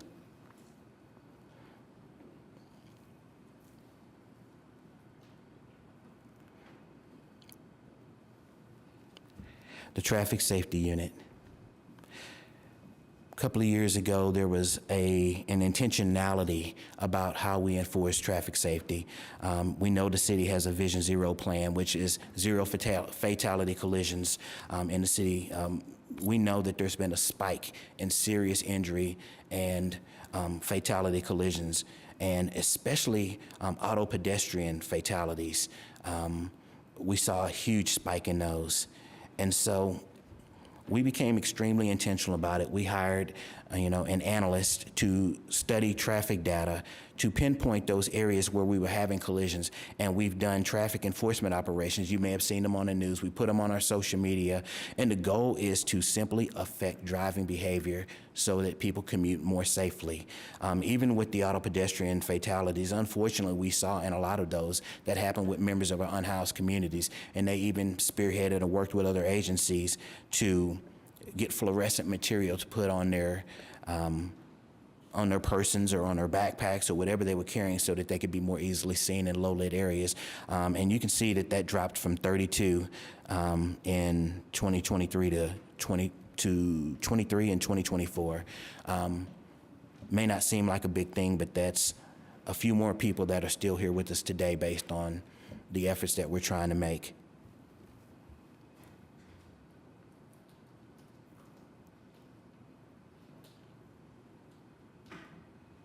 And I want to update this because this is the other PowerPoint. We actually have done 80 traffic enforcement operations to date.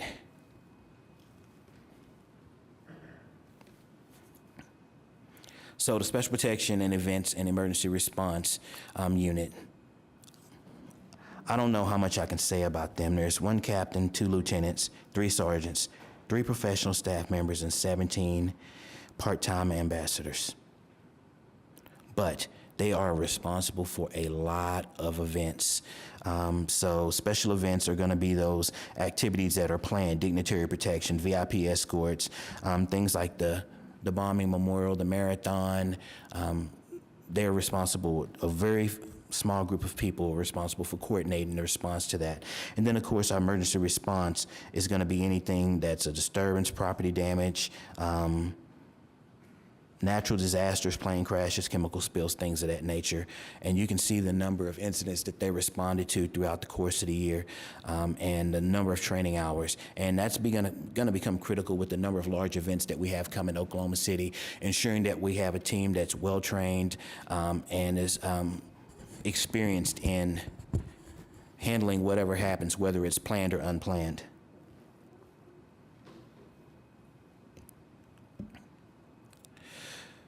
Every year, the city does a residential survey, and some of the statistics are shown from the most recent. We show that 88% of people who had an encounter with Oklahoma City Police Department reported that they received fair treatment. The satisfaction with police services were 67%. The national average is 53%.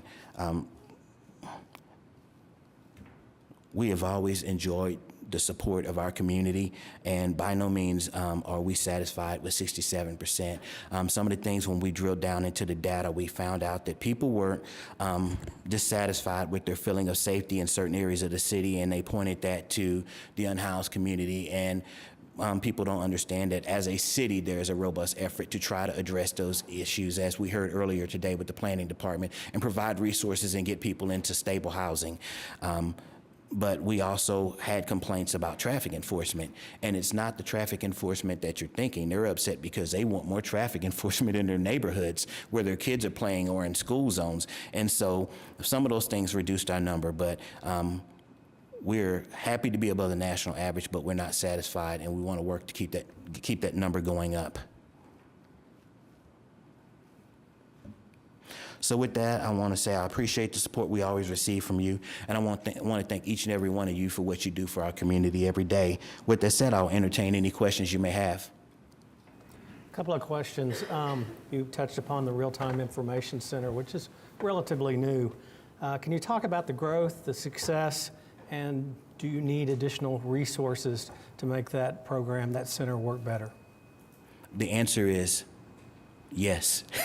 That's a simple question. I mean, we know that we got, I think, the World Cup of softball in 2026. We may or may not have some FIFA involvement. We've got the Olympics coming in 2028. It's a really big lift, and it's going to require a lot of coordination. And we have a great partnership with our federal partnerships and the other metro agencies that are willing to kick in. But the Real-Time Information Center is a game changer in how we keep people safe, and we absolutely will need more resources as we move forward.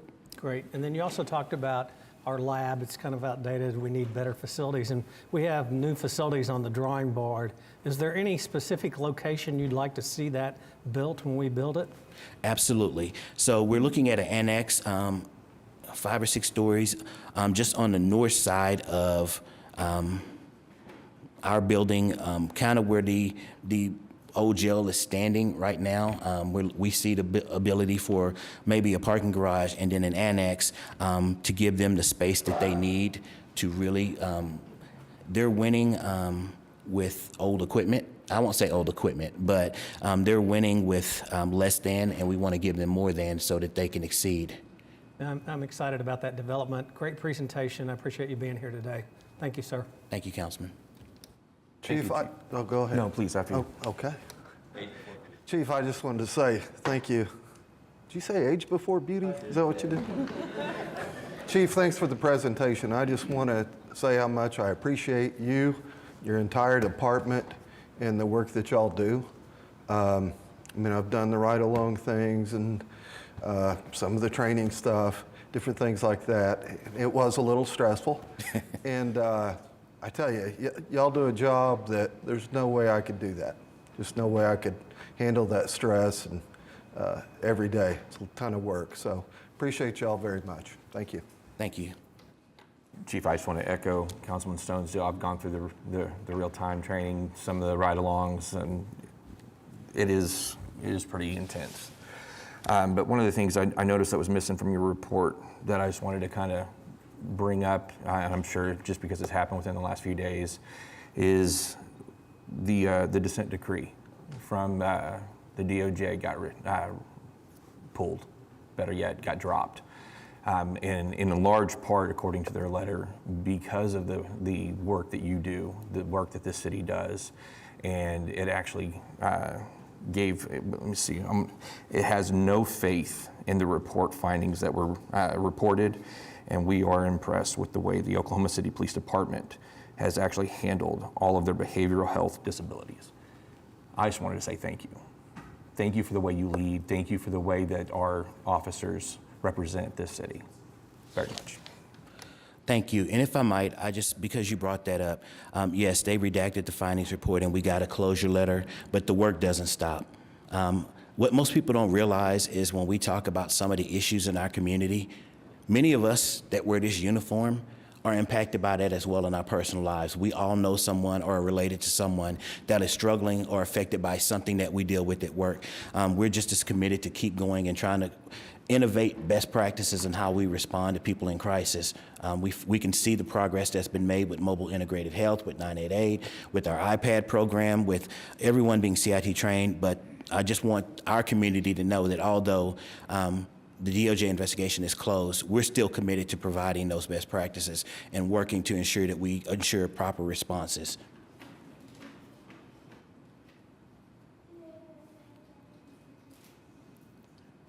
Thanks, Chief. I think, is there someone else? Yeah, I'll say Councilman? something really quick. One, thank you, Chief, for the presentation. And I, again, want to just highlight the mobile integrated health. And I appreciate you sharing that because I know I'm still very new to this council, but one thing that is very important to my neighbors is that they know that they can call 911 or other resources for people who are experiencing a mental health crisis and know that a police officer is not going to be the one who shows up. They want to ensure that those services are given to that person in a humane way, and I appreciate you lifting up that, and so I hope we can continue to support that program.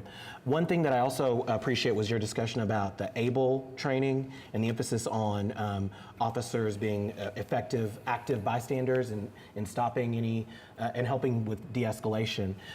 One thing I also noticed, though, in our stats about our force is that it looks like about 35%-ish of our staff have over 20 years of experience. So I'm wondering, with that ABLE training, are we including that for officers who are already in the force, or was that just for people who are going through the academy? In order to be ABLE certified, every officer and recruit had to be trained. Everyone, okay. Yes. And so is there like some continuing education that goes on around de-escalation? So we train de-escalation as part of our defensive tactics and de-escalation, control, and defensive tactics annually anyway. But we also, so ABLE is peer intervention, and so we incorporate that into everything we do now. On top of the 2 hours that there's a refresher every 2 years of 2 hours with an ABLE certified instructor, but it's just something that we're adding on top of what we already do, is with that peer intervention and the de-escalation. Thank you. Thank you for your presentation. I'm curious, so when you mentioned that one of the elements you hear from residents where they don't feel safe, that it actually relates to traffic in their neighborhoods, Am I misspeaking? No. So there's a question that says, what is your, and I'll be specific, what is your feeling of safety in downtown? And there's a downgrade in that sometimes because people are upset about the unhoused community and it makes them feel less safe. But then we also see one of the things that we get a complaint about, a lack of traffic enforcement in their neighborhoods. So two separate things. Sure. I want to hone in on the latter for just a couple moments. So I think there's still a little bit of a disconnect in terms of funding opportunities here. So I'm really proud of the work that the traffic commissioners set in motion with the speed abatement program, the 50-50 split that neighborhoods can do where they can put in half the funding, the city of OKC puts in the other half of the funding to do installation of things like speed cushions. For an example, 36th and Classen, Putnam Heights has done this, Belle Isle West has done this.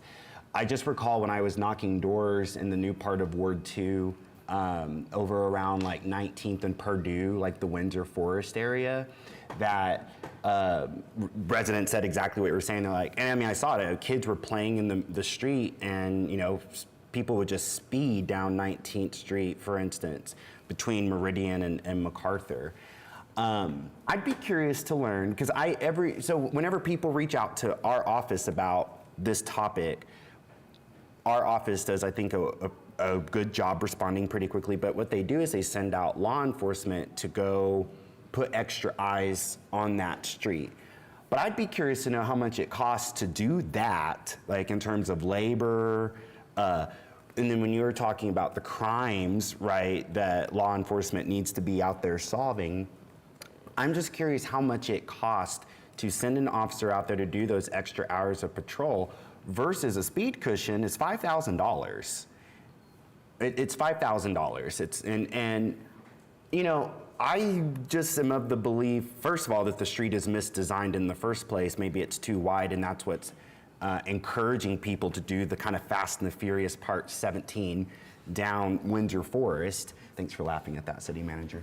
I really am. I'm serious, though. This is a very serious thing. I can see visually in my mind these kids playing in the middle of the street there, thinking that they're safe in Windsor, and this elderly woman just moments before when I was knocking her door saying that speeding was a concern of hers, and this was at Christmas time, by the way, so it was very decorative lights and stuff, so I can just see it so clearly. But I guess what I'm worried about is we as a city government are not setting aside enough money to help neighborhoods, particularly our low-income neighborhoods, that can't come up with the matching funds of $2,500.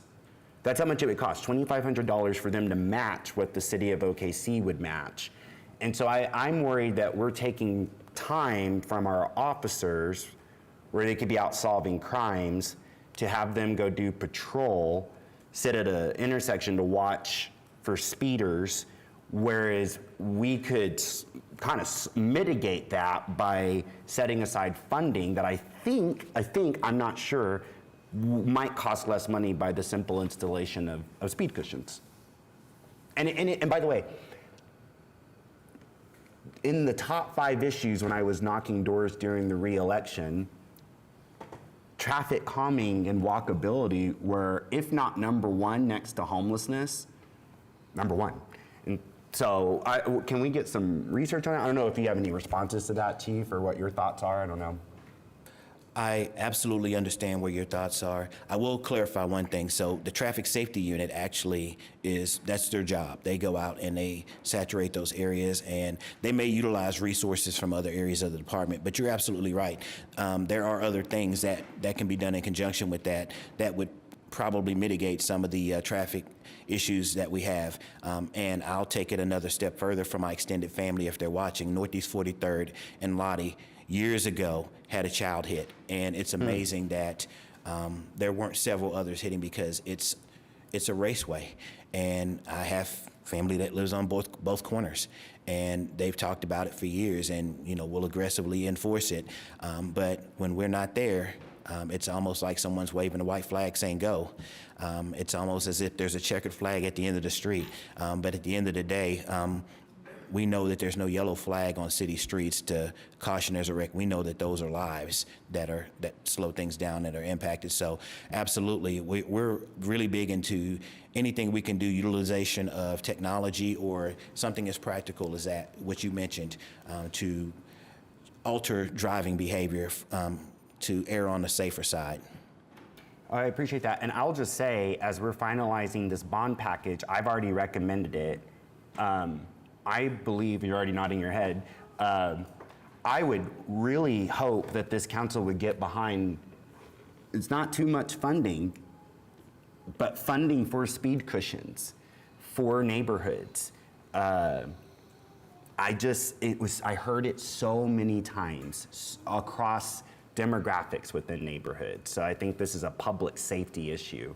So I just wanted to take time to bring that to everyone's attention.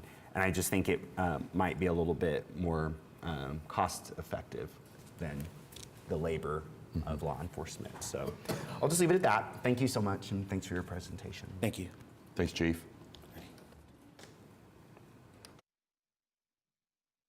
Okie dokie. So we have, was there anyone, I'm sorry, I didn't want to take, any more council members need to say something? Okay. We have some residents who have signed up to speak. If you wouldn't mind, when you arrive at the podium, say your first and last name, your address, and then you'll have 3 minutes, and you'll see a timer up there to kind of help you. But you'll have 3 minutes to give your remarks. But again, introduce yourself, first and last name, and your address, please. And I'll call your name. Please forgive me. I will do my best not to mess up your name. In response, you're welcome to mess up James Cooper if you'd like in some capacity. But Dylan Rui. Did I say, is it Rui? R-U-I? Okay, it's you? Come on up. And then I'm guessing I mispronounced it. Please, you can pronounce it for me correctly. Hello. Okay, so the full name is Dylan Ruiz. I forgot. I think Oh, there's no Z. Okay. Yeah, the pin, the ink of the pin was dying out. So That's okay. yeah. Okay. But I am part of Ward 1. I live in 6823 Newman Drive, Oklahoma City. And, well, first and foremost, good morning, Council. I'm here to speak on the budget with the People's Budget Coalition. My ward is in dire need of improvements to our parks, and seeing these budget cuts to the department is unacceptable. And I'm in favor of a more open process for how the budget is developed, where my voice is heard, and the needs of me and my community are taken as priority number one. For the very beginning, our coalition continues to ask our city manager, Freeman, to implement a participatory budget process. I assure you that this budget would look totally different this year if you had this participatory process developed in the beginning, as some of the key topics and comments from each presentation would have allocated for that, because there was a lot of feedback from people within these localities. And we see this in the presentations today, where in the first one, it was recorded that there's an extreme lack of sense of community, and that was within the city development. And we saw it in this past presentation, where the public safety support was marked as the lowest among all budgets for the police department. Yet one slide mentioned that they're the cornerstone of our public safety efforts. We want community safety and not safety rooting and policing. We want more opportunities for our young people, not less. I want more resources for the homeless people who live under the bridge near my house, and I want them to have access to affordable housing. I hope you hear my words as your constituent and the concerns residents of this city, and take the necessary steps to make changes to the next year's budget. The people must see that their government's responsive to our needs, and if you continue to prove you are not, we will have no choice but to replace you. There are aspects in this budget that I believe in, that even gave me goosebumps just visioning what Oklahoma can look like in the near future. Gave me hope in knowing that in the cities and the even same streets where I used to play in as a kid, that there was development, structural, fundamental development, where a sense of community could actually be growth all across. Because as the officer said it before, as the chief of police said, it takes a village. What type of village do you want to create? 30 seconds remaining. Thank you. Thank you. Also, I'll just say, you look very familiar to me. Yes, I was your middle school student. Son of a gun, I knew it. Oh my God. Oh, it's so wonderful to see you grown up. Oh my Lord. Okay. I was, No, yeah. I was like, wait a second. Yo, All wait a right. minute. Oh, wonderful. Thank you, Dylan. Thank you. I completely got distracted there. Dolce Montoya?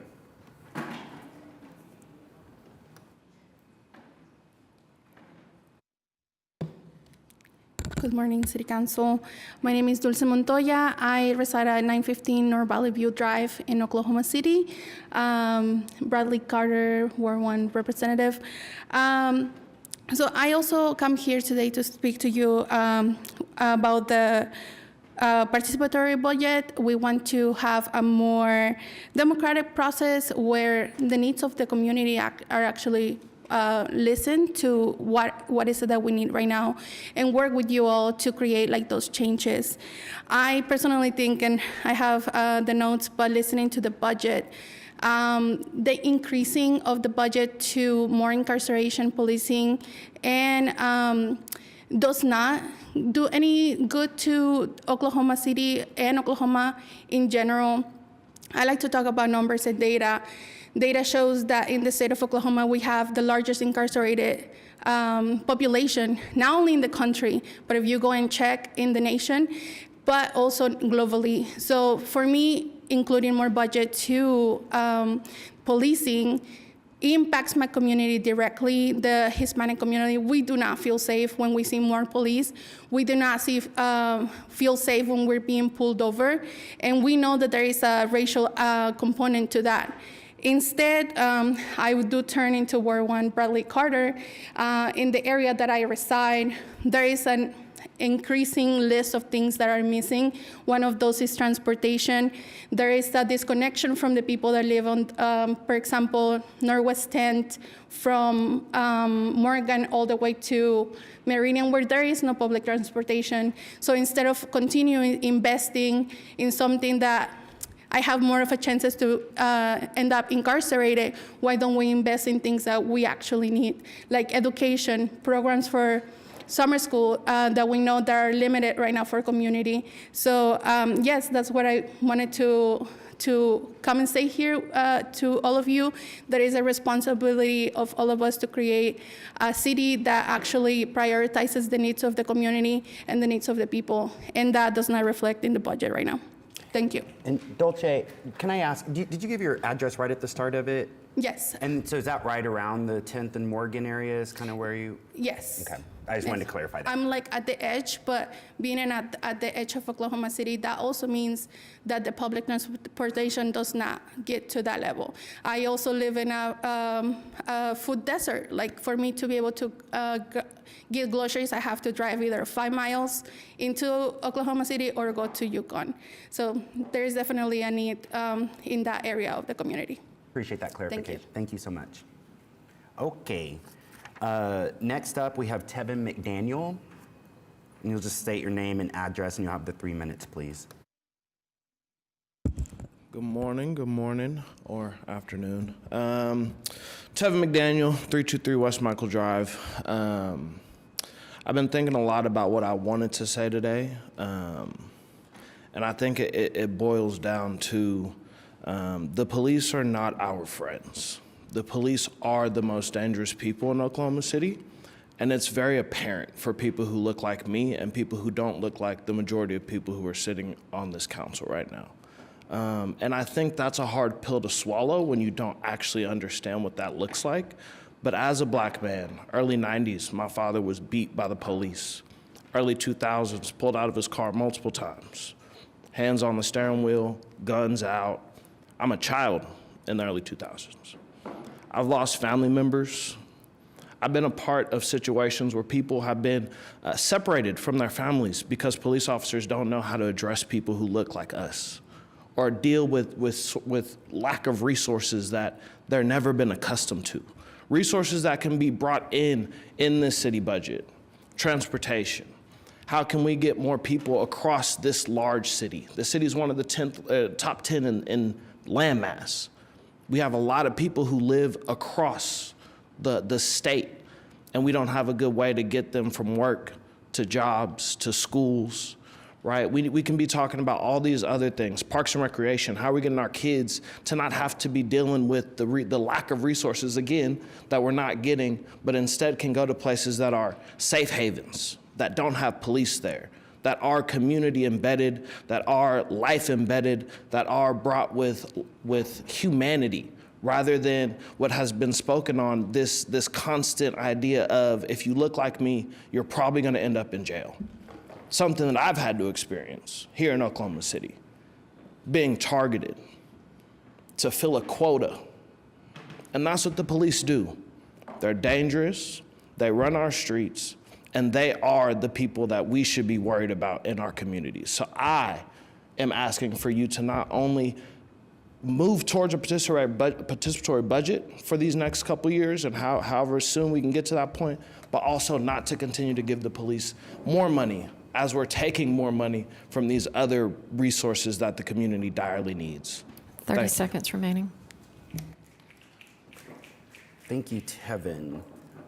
Next up, we have Marilee Perriam. And yeah, you'll state your address, please, and then your 3 minutes will begin. Yes, I'm Marilee Perriam. I'm at 1001 Northwest 16th Street. My note just disappeared.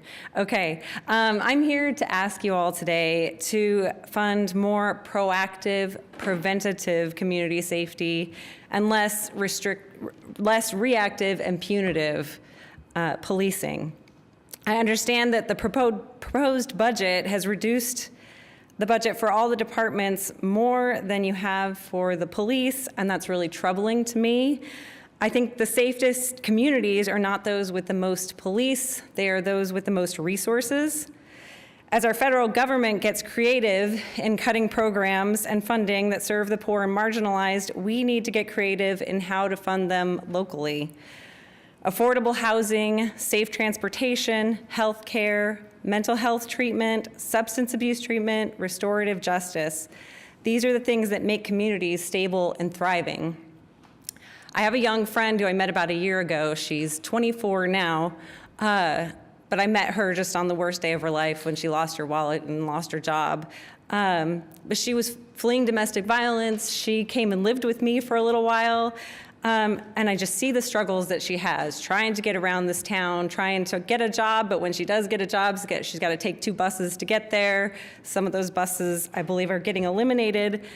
Just getting to mental health appointments, it's so challenging for her. She's on the Section 8 wait list, but that takes years. She's on the Pivot tiny home wait list. She's been on that for 9 months. Looks like she's going to age out of it before she gets there. So I ask you to dedicate more of our budget to ensuring these kind of needs are met for everyone, and less to our police department, which often struggles to hold itself accountable. I see there are still items recommended by 21CP that require essentially no funding that have been put on hold. One of them is eliminating the 48-hour waiting period before taking a report about an incident. Another one's not allowing officers to review the video before making their statement. And I don't understand why we're stalling on these low-hanging fruit when it's been years. And our precious city resources did not need to be used to jail 150 people standing and allegedly watching a street race. That's not a good use of our funds, and it ultimately harms many of those people. 30 seconds remaining. The more we can proactively ensure that all our citizens are having their needs met and able to thrive, the less we'll need to respond with policing. The 2028 Olympics are coming, and I know there's a long history of hiding homelessness and poverty before Olympics come. And so I'm asking you to please use our resources now for taking care of citizen needs and not hiding them at the last second. And lastly, one of Chief Basie's slides said police personnel are the cornerstone of our public safety efforts. And I say the cornerstone of our public safety efforts should be meeting community needs, and we need to fund them. Thank you. Thank you. We have Bridget Burns, and you'll state your name and your address, and then you'll have 3 minutes. And thank you. Hello, My name is Bridget Burns. I commute to Oklahoma City to work in Midtown. I first want to say, thankfully, I have an employer who allowed me to be here today. This is not a very accessible time for most working people. Personally, I'm the child of 2 teachers who work very hard to take care of kids during the school year and during the summer, and this definitely would not have been an accessible time for them. I think that we really need to think about how we are involving people in the budget process. A participatory budget would be an opportunity for us to have a more effective budget, for us to have a more engaged public, a more connected public, which what I'm hearing from everyone is that's why we're here. We're here because we care. Everyone who presented talked about stories in Oklahoma City, why they care about this city. But this is not, again, an accessible process. Like, for example, the most apparent Native representation I see in the room are disembodied heads on these light fixtures.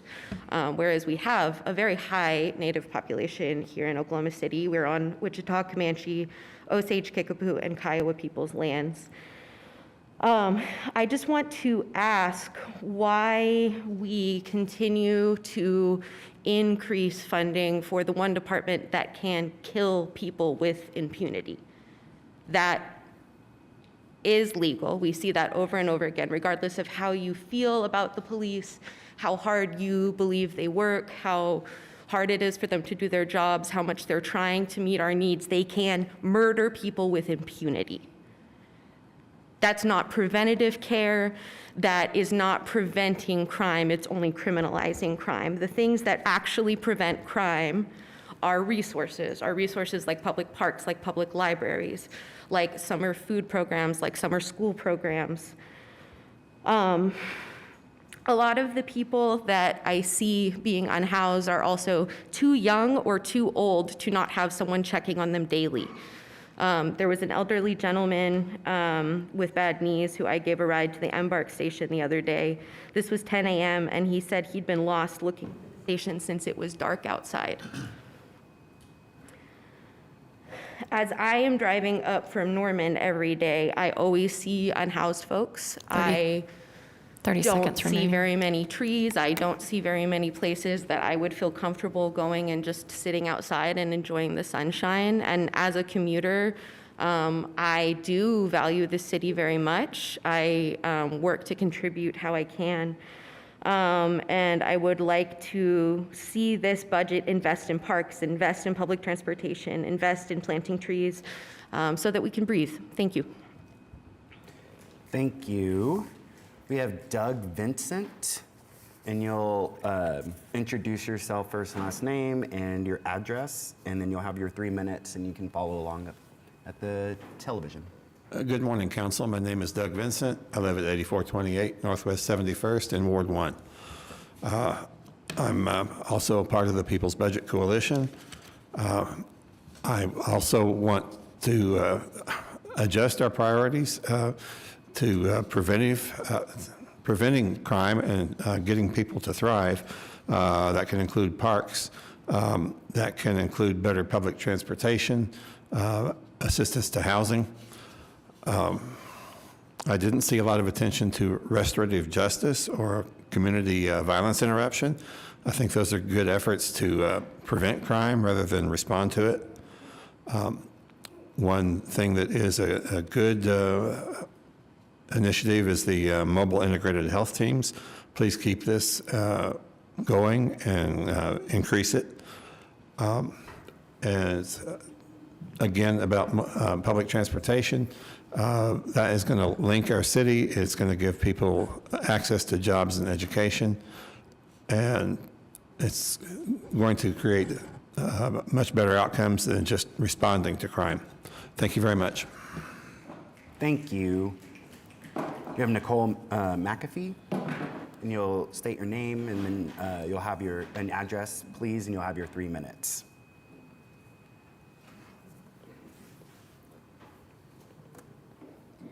Hi, my name is Nicole McAfee. My pronouns are they and she. I live in Crestwood in Ward 6.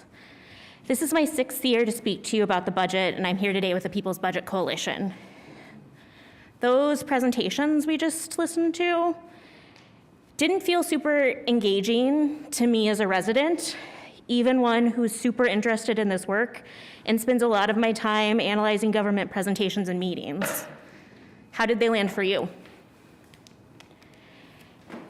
For the last 6 years, I've watched the budget process again and again. I've seen votes to approve a budget crafted largely without the input of Oklahoma City residents or the council members who are supposed to represent us.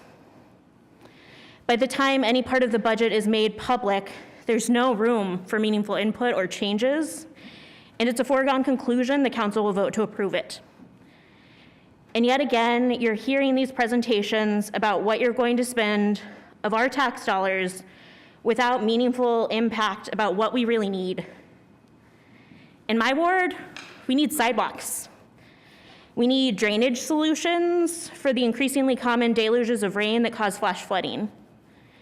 We need better shade so kids can enjoy the outdoors through increasingly hot summers.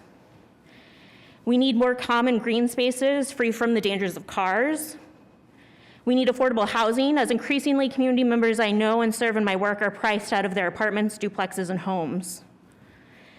We need a budget process that is open to community and council member feedback. I continue to ask you, City Manager Freeman, give us participatory budgeting. Because what my community needs is not another 9-figure investment in reinforcing the criminal punishment system by further inflating the police budget, but rather the safety that we see in communities with the most resources invested in them. We need care, not cops.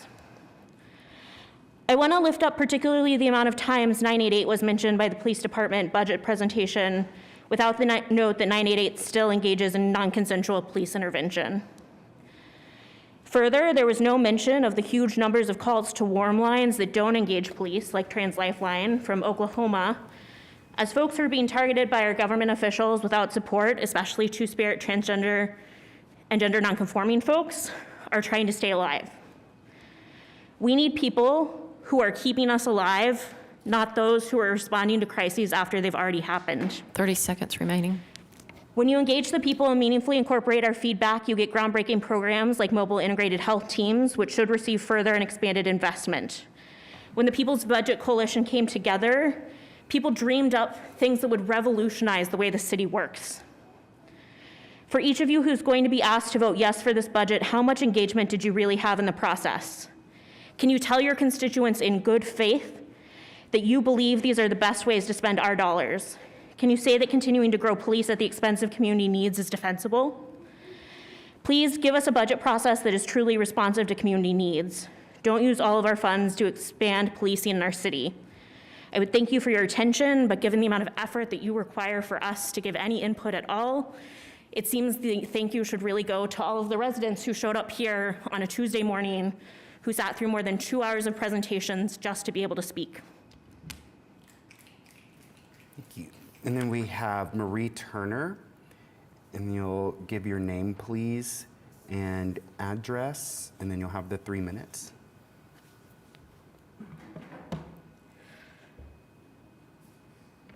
Assalamu alaikum. My name is Maureen Turner. I live in Ward 6 on the corner of 22nd and Walker. Right at the beginning, we can do no good deed alone, and it made me think that faith without work is dead. This is part of our work. I'm glad we get to talk a little bit about our social media presence to express why we should have our comments heard for the budget. Earlier in March, I made a post on March 6th that got 333,000 likes and 55,000 shares, and I think that's pretty impressive. I'll be the first to admit that I should be paying more attention to city council, but I am a single parent with no car, no after-school program because of a lack of affordability and a full-time job. I used to be a state representative, and I heard about the Asian District, Plaza District in Uptown. Those are some of the places listing in the city planning part of this meeting. I represented these places. It's in a historical election with historical turnout in a presidential election and in a midterm. And I was only able to run for that office because of financial stability that was afforded to me by my friends and stimulus checks. After I won that election, I had to go on food stamps for the second time in my life. And then my landlord raised the rent.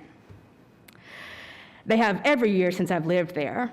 And I don't know if you sat in an apartment crying with a 3-year-old when your lights have been turned off, but I have. I haven't found a good landlord since I've lived here, from leaking roofs to black mold and non-responsive, because they don't live here. I have, however, seen people evicted at every apartment complex that I've ever lived in since moving to Oklahoma City. Legal aid is underfunded and backed up. Rent stabilization, affordable housing, and city initiatives that hold landlords accountable for living conditions of their properties are just a few of the things that would be nice. So I didn't have to threaten a landlord or property manager with the fact that I was a state representative, or that I worked for the American Civil Liberties Union, because that's not a luxury that's afforded to all. One thing I heard about over the last 4 years was about parks a lot, being clean, splash pads being accessible as the heat increases. And I think it's important that we continue to give funds there. 30 seconds remaining. Thank you. I think about what hurdles to education and access to school programs look like. And as I heard about the recruitment efforts for Oklahoma City Police Department, it feels like a poverty draft. It would be, and I wondered what a Project 15 could look like for someone like Stavian Rodriguez. And to me, it looked like, instead of 13 bullets, I imagine that it could look like after-school programs, free movie passes for students who volunteer for the city, shadowing city council members, school curriculum tailored to a variety of student needs, a program for the kids who fidget, the dyslexic, visual learners, arts and music. I just want to finish by saying, as we're sitting here, my little one was watching the presentation, and he said, "That's our city." He pointed out the people that he knows on the screen and in this room. And we've been talking about what it looks like to have a participatory budget and what a city budget looks like, about how we spend money where we can, about how we listen to those that we care about and want to understand. And we change where we have, where they need us to within our means. A new participatory budget is what we need now, because what we have is not working. We need budgets that are for the people and by the people. And we need budgets that show what our city wants to invest in, the people in this room on this side of the desk. So, thank you for your time. Thank you, Honorable Representative. Aurelius Francisco, and you'll have 3 minutes, and you'll want to introduce yourself and your address as well.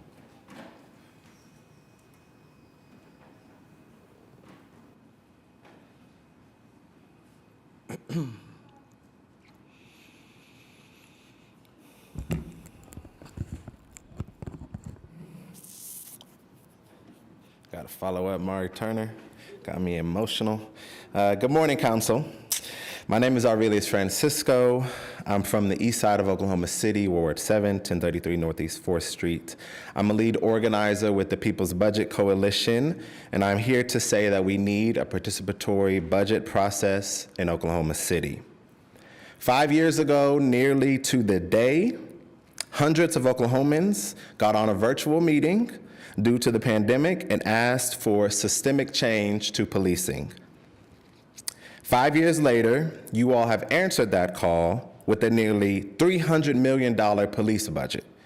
To be exact, $297 million, yet another increase. This budget is a slap in the face to my community, to Latino and indigenous communities in this city who have been under the thumbprint of this racist police department that has surveilled, harassed, and maimed and killed so many of our loved ones for generations, including this year. Last budget presentation 2 weeks ago, Mayor Holt, who isn't here, asked Councilor Cooper where the money should come from to support the Lost Youth Center being cut due to the park's budget cuts. My answer to this is simple. The inflated police budget, which is outsized for a department that has not produced safety in any measurement for our communities, black, white, or otherwise. My demand of you all is to cut the excess budget for the police and put that into services like mental health crisis response, transportation, and recreation centers. I'm not here to just talk about what is bad in this budget. I will give credit where it's due. I am happy that the recommendation that came out of that public outcry in 2020 have manifested in the mobile integrated health teams. I want more and more and more of this non-police crisis response. These teams could have kept Love community members like Benny Edwards alive. Safety to me is about community and resources. When someone commits a crime or what we in the restorative justice space refer to as harm, we interrogate the question why. So much harm happens due to lack of resources and lack of community because we are so isolated. We then dig into who is responsible for meeting those needs. So many of the resources people need are the responsibility of you all as our city government. Housing, public transportation, healthcare, recreational activities, beautiful neighborhoods with art and parks and sidewalks and 30 water seconds parks remaining. for our young people to play in is what safety is. This is what I want to see as the top line of the pie chart showing the percentages of the budget, the general fund budget, 69% to public safety, majority of that to the cops.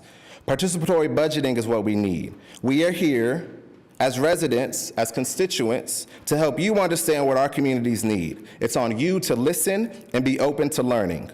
Don't let another 5 years pass making the same regressive policy decisions.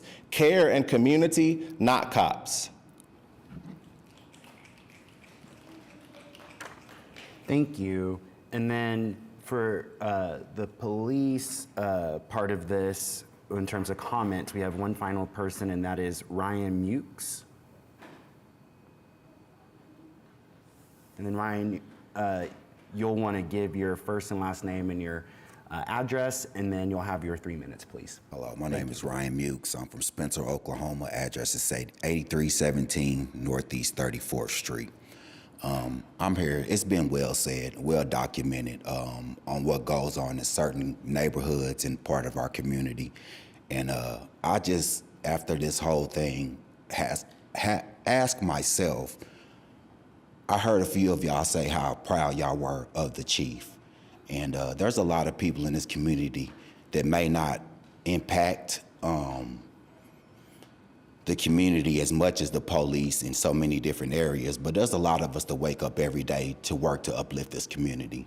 And I just leave myself asking, wouldn't y'all want to be proud of all of us that do this work in the community? And when I ask that question, it automatically puts me in the position of knowing if we had more funds to be able to uplift our communities out of this darkness and into light, which I think we all want, that this city and this state could be a great place like we say it is. And I just want to put that on y'all mind and have y'all realize that we all wake up every day and put one foot on, one shoe at a time, and we make one step, 1 foot at a time. So let's just start coming together and figuring out ways that we can uplift each other and not tear each other down, no matter where we come from, no matter what we look like, no matter how much we make, no matter the decisions and the mistakes that we made before, because we are all human beings and we all deserve the right for redemption for whatever we've done. Y'all have a great day. Thank you, Ryan. And that will conclude that portion. And I just want to say thank you to everyone who spoke. Thanks for your time, especially the little ones being here. I know that can be a that can be a whole thing. We're going to move to item 4, citizens to be heard. You want to go ahead and do that, and then you'll give your remarks, sir? Yep. Okay. Thank you. And for that portion, we have Lynette Morris.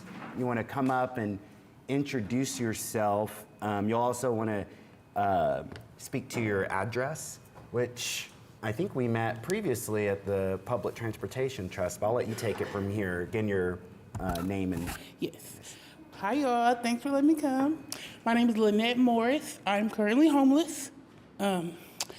So I'm here about the public transportation. Your first community meeting was at 6:30 p.m. on North Lincoln. Well, the last bus runs over there, leaving the terminal at 6:30 p.m. So how would we get there? How would I get there? I would have to walk from your meeting all the way to Northeast 23rd to get there, and I can't do that. I can't physically do that. Right now, I'm currently in a hypertension crisis, but I needed to be here. That's why I keep going in and out, because I'm running to the bathroom. I'm in a hypertension crisis, but I know this is the last time that I would be able to be heard. For the Route 19, if you guys completely shut that off, I go to the doctor's office out there. How would I get there? What about the residents that live out there? I am also a substitute teacher. So now I don't have a job either because school just let out. So if it's not one thing, it's another. But with this city bus, if we can, I don't want to leave any of the other residents out because I would say give me a ride from the terminal to the doctor's office, but that wouldn't be fair. If we could add the bus 19 route to the end of the bus 15 route and just connect it, I would still be able to get to the doctor, and other people would too. And people would still be able to get from Spencer to Oklahoma City. Because without that, how would they? They would have to go all the way to the east side from Spencer just to get on the bus. So I think that's all I have to say, guys. Thanks for your time. Thank you. And I'll just add, thank you for sharing what you're experiencing right now. And I remember you coming to COPPA and speaking, and I asked you to bring your voice to council as well. So I just want to, on a personal level, say thank you. And especially, I didn't know what you were experiencing in terms of the medical stuff. So I know that probably presented a bit of an extra challenge to you. So I do appreciate that. So. I want to also quickly share, thank you for being here, and I know how challenging that is. And I want you to know that we have been working a lot to resolve the issue of the Route 19. And so I appreciate City Manager Freeman for those conversations, productive conversations about how we can ensure that we have quality access to public transit. Because again, for our council members, taking away Route 19 is it's an island essentially that's receiving services. And so without that vital lifeline for people who are in that isolated area, they wouldn't have the ability to access all of the great amenities or job opportunities that we have here in downtown Oklahoma City. Right. So it's just really important. And again, I appreciate the conversations with City Manager Freeman, ACM Fairbrush, and Director Rush about all of this. So we're working for you, and I appreciate you being here. Take it away. Okay.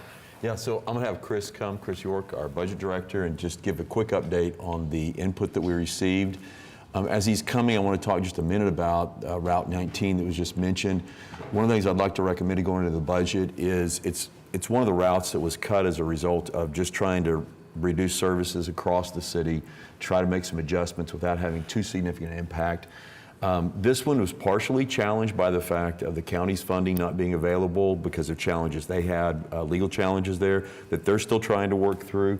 What I'd like to recommend, and we can do this without amending the budget, we can do it administratively, but I'd like to recommend that we adjust the funding to ensure that we have the route going into next year for 1 year as we work through with our partners, with other cities, and with the county to see what options we have, reduce our fleet replacement funding. And so it's a one-time capital need. I mean, it's like we have continuing need for fleet replacement for every type of equipment that we've got. But we could reduce that temporarily while we work through and try to solve this. It solves it for another year for us. It's not a permanent fix, but it gives us the option to work on that for the next year and make sure those services are there for the next year. So we don't have to make an adjustment within the budget. We can do it administratively with budget transfers to adjust that. But I just want you to know that we're proposing that going into next year. So Chris, I'll let you give a quick, go ahead, I'm sorry. Oh, can I just ask a question? Sure. Well, first, let me say thank you, City Manager, for hearing the community. And I also want to say thank you to ACM Fairbrush and Director Rush for listening to the folk who came and spoke at COPPA. I know it's painful right now, the budget cut season, and it just really means a lot to hear the residents and to let them engage in this. So I just want to pause and say thank you. That said, I know some of the early talks, and I think the three people who really might need to hear this, well, really four, because it's your ward, Councilman, and I don't want to speak out of turn with what I'm about to propose, but you know, we're talking about, and correct me if I'm wrong, that the next year would be, you know, keeping in place this route, and then we're talking about conversations about this concept that's new to our city that we initially proposed in MAPS 4, which is microtransit. And so since it's new to our city, and we're talking about microtransit out in the east side, I think something that would make me feel, first of all, I'm so sorry, AZM, I am interested in it. I'm on the one hand excited, but I'm a little nervous because it's so new, and I don't want residents who are in need, like we just heard Lynette describe, not be able to access employment, recreation, doctors, et cetera. So I guess my ask would be, I think we identified 47 riders who use the current service. One of them's here right now. I think my request, if possible, would at least be start here and ask them, what would microtransit need to look like for the people who are already utilizing this service? Just get that input. I'm not saying we do it exactly as they're asking, but at least hear from them how they're using the current system.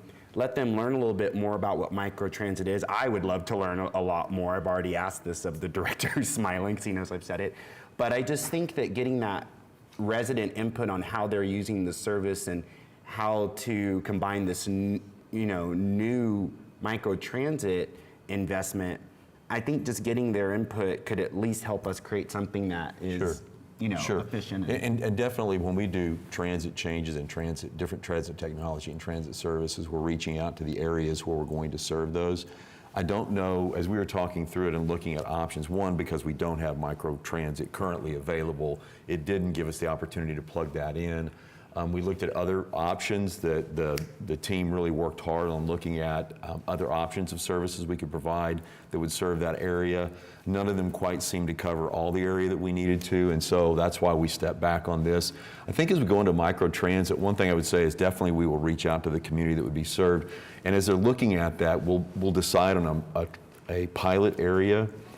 I don't know this area is going to be the pilot area, that we may have pilot area in another area that's maybe more densely populated. And I just don't want to predetermine that, but definitely as we move forward and decide on what methods we would use for microtransit, we'll definitely reach out into the community and look at what services are needed to make sure that we're meeting and addressing those needs. Can I clarify just from what I heard there? My understanding is that this next year of keeping in place Route 19 would then transition to a microtransit, but now I'm hearing something a little bit different. Yeah, I don't Would think you we're clarify? predetermining that that's what it would be. I think it gives us the opportunity, one, even just with Route 19, to continue to evaluate with our partners if the county has the opportunity to resolve the legal issue that's there, if they would still want to participate, if there's other cities that would want to. So I think it's looking at all of those options, but other microtransit or other types of transit services, shuttles or whatever, we would definitely continue to explore. I just don't know that microtransit is going to be the specific answer. It's just, we'll look at the options that are there. Whatever it is, I guess my bottom line question is just making sure, and I think starting this early, hearing from people, system users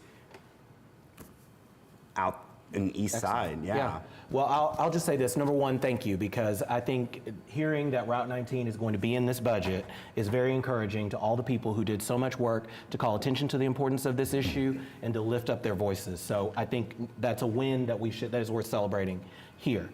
And I also would say, Councilman Cooper, we're going to have to spend the next year working with the county directly, working with the other municipalities that are impacted. I've had a lot of conversations with the leadership of Spencer about this and their need for microtransit. Same with Del City and Midwest City. We've got to keep having this conversation. And so I think we're going to spend the next year. I would like to be a part of the next year's efforts to really pull together those stakeholders, including those people who are utilizing the service, to ensure that whatever we do to resolve this issue throughout this year is effective.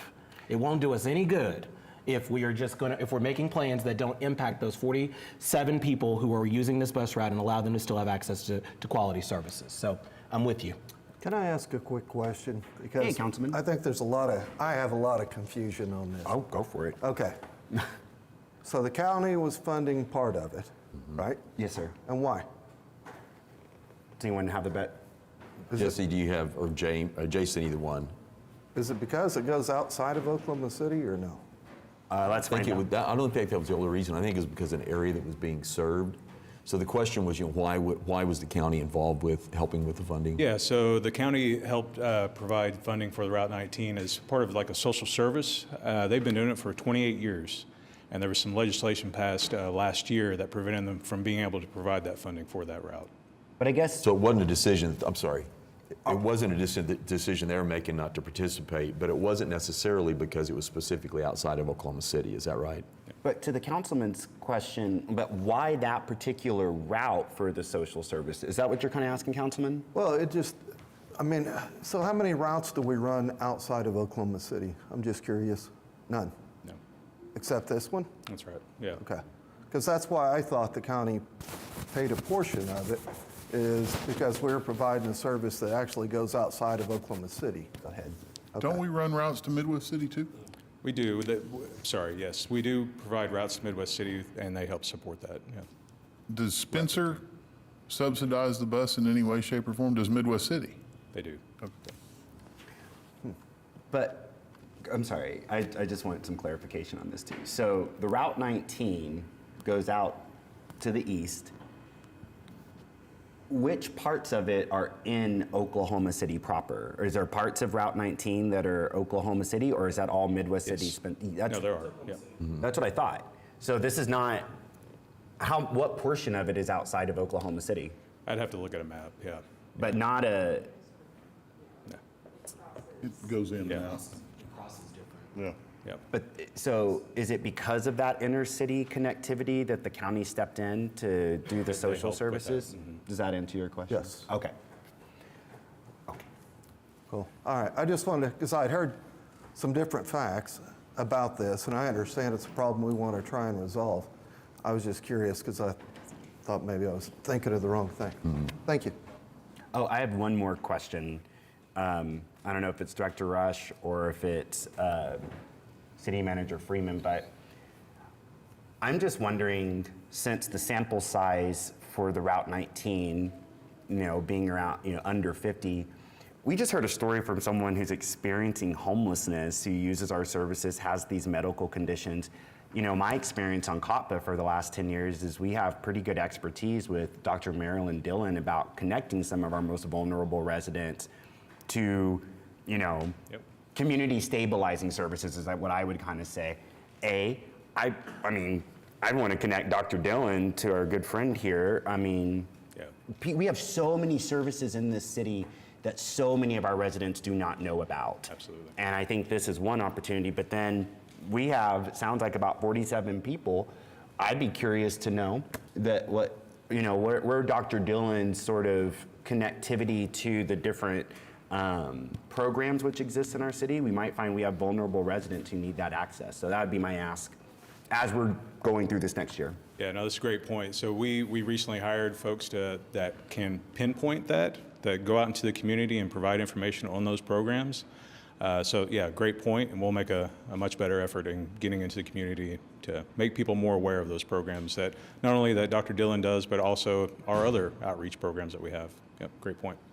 Thank you.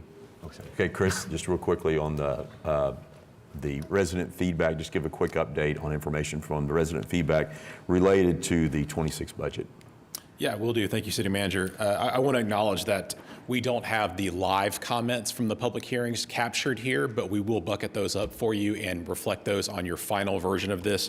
So we'll just be supplementing the live feedback that we heard today. Also, the comment period for this is going to run from April 29th up through May the 22nd. So any of our residents who posted something online since the 22nd, it might not be captured here, but it will make its way to council before the June 3rd final adoption request there. So just next slide, please. So just want to talk about some of the outreach channels that we used. Of course, our city website. Also, the tailor-made vision.okc.gov is kind of our centerpiece for engagement now. We use that heavily this year. And then working with our partners in PIM, they broadcast out across all the social medias. We also had a couple of news releases, and then we took at least 2 interviews as well, all pushing the same solicitation for this feedback.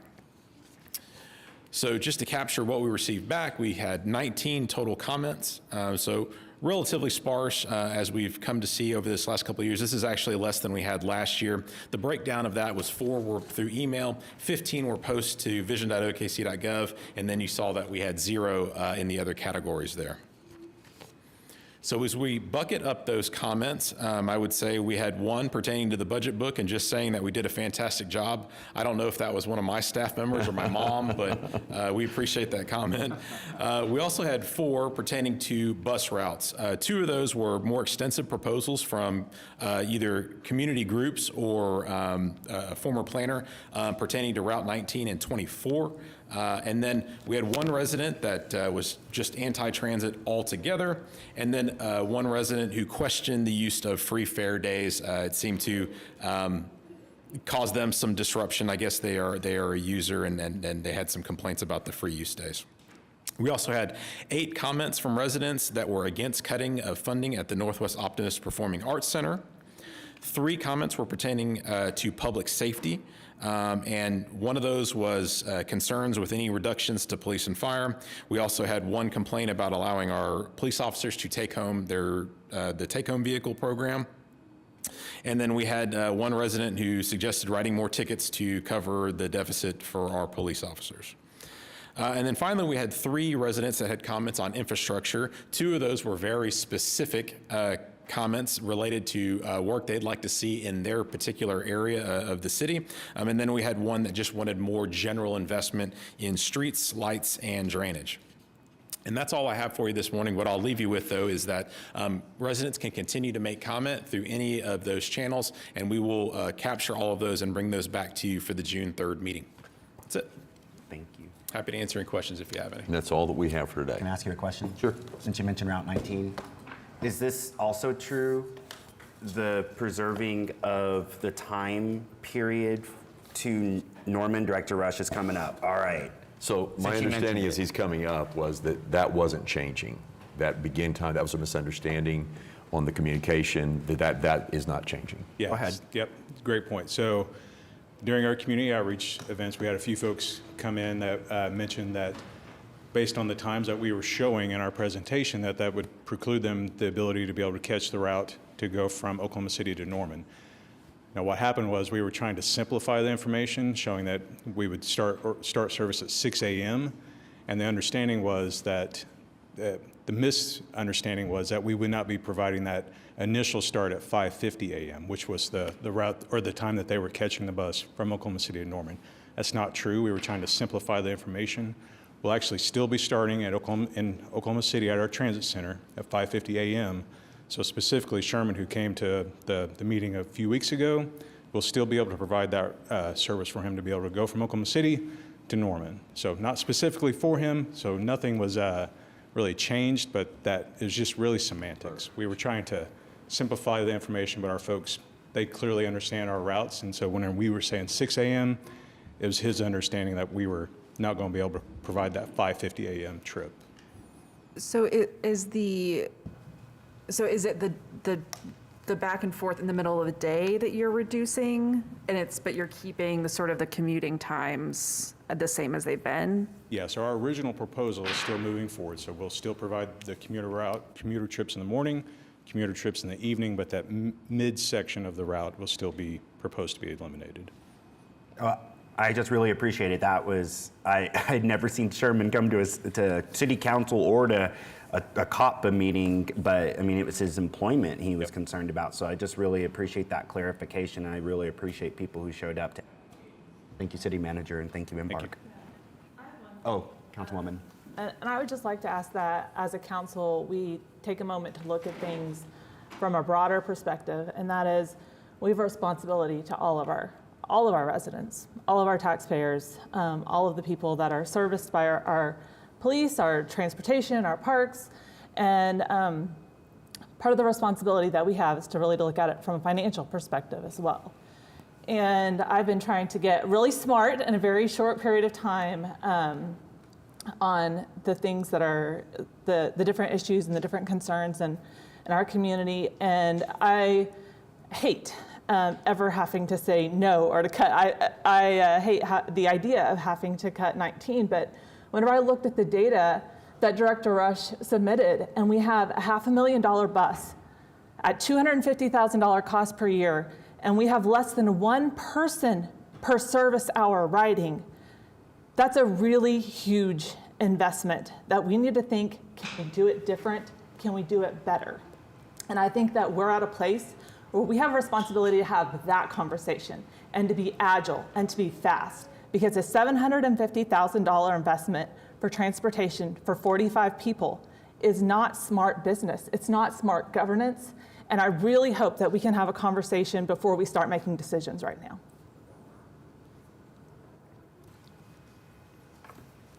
I think that's a gavel. Meeting adjourned. Item 5.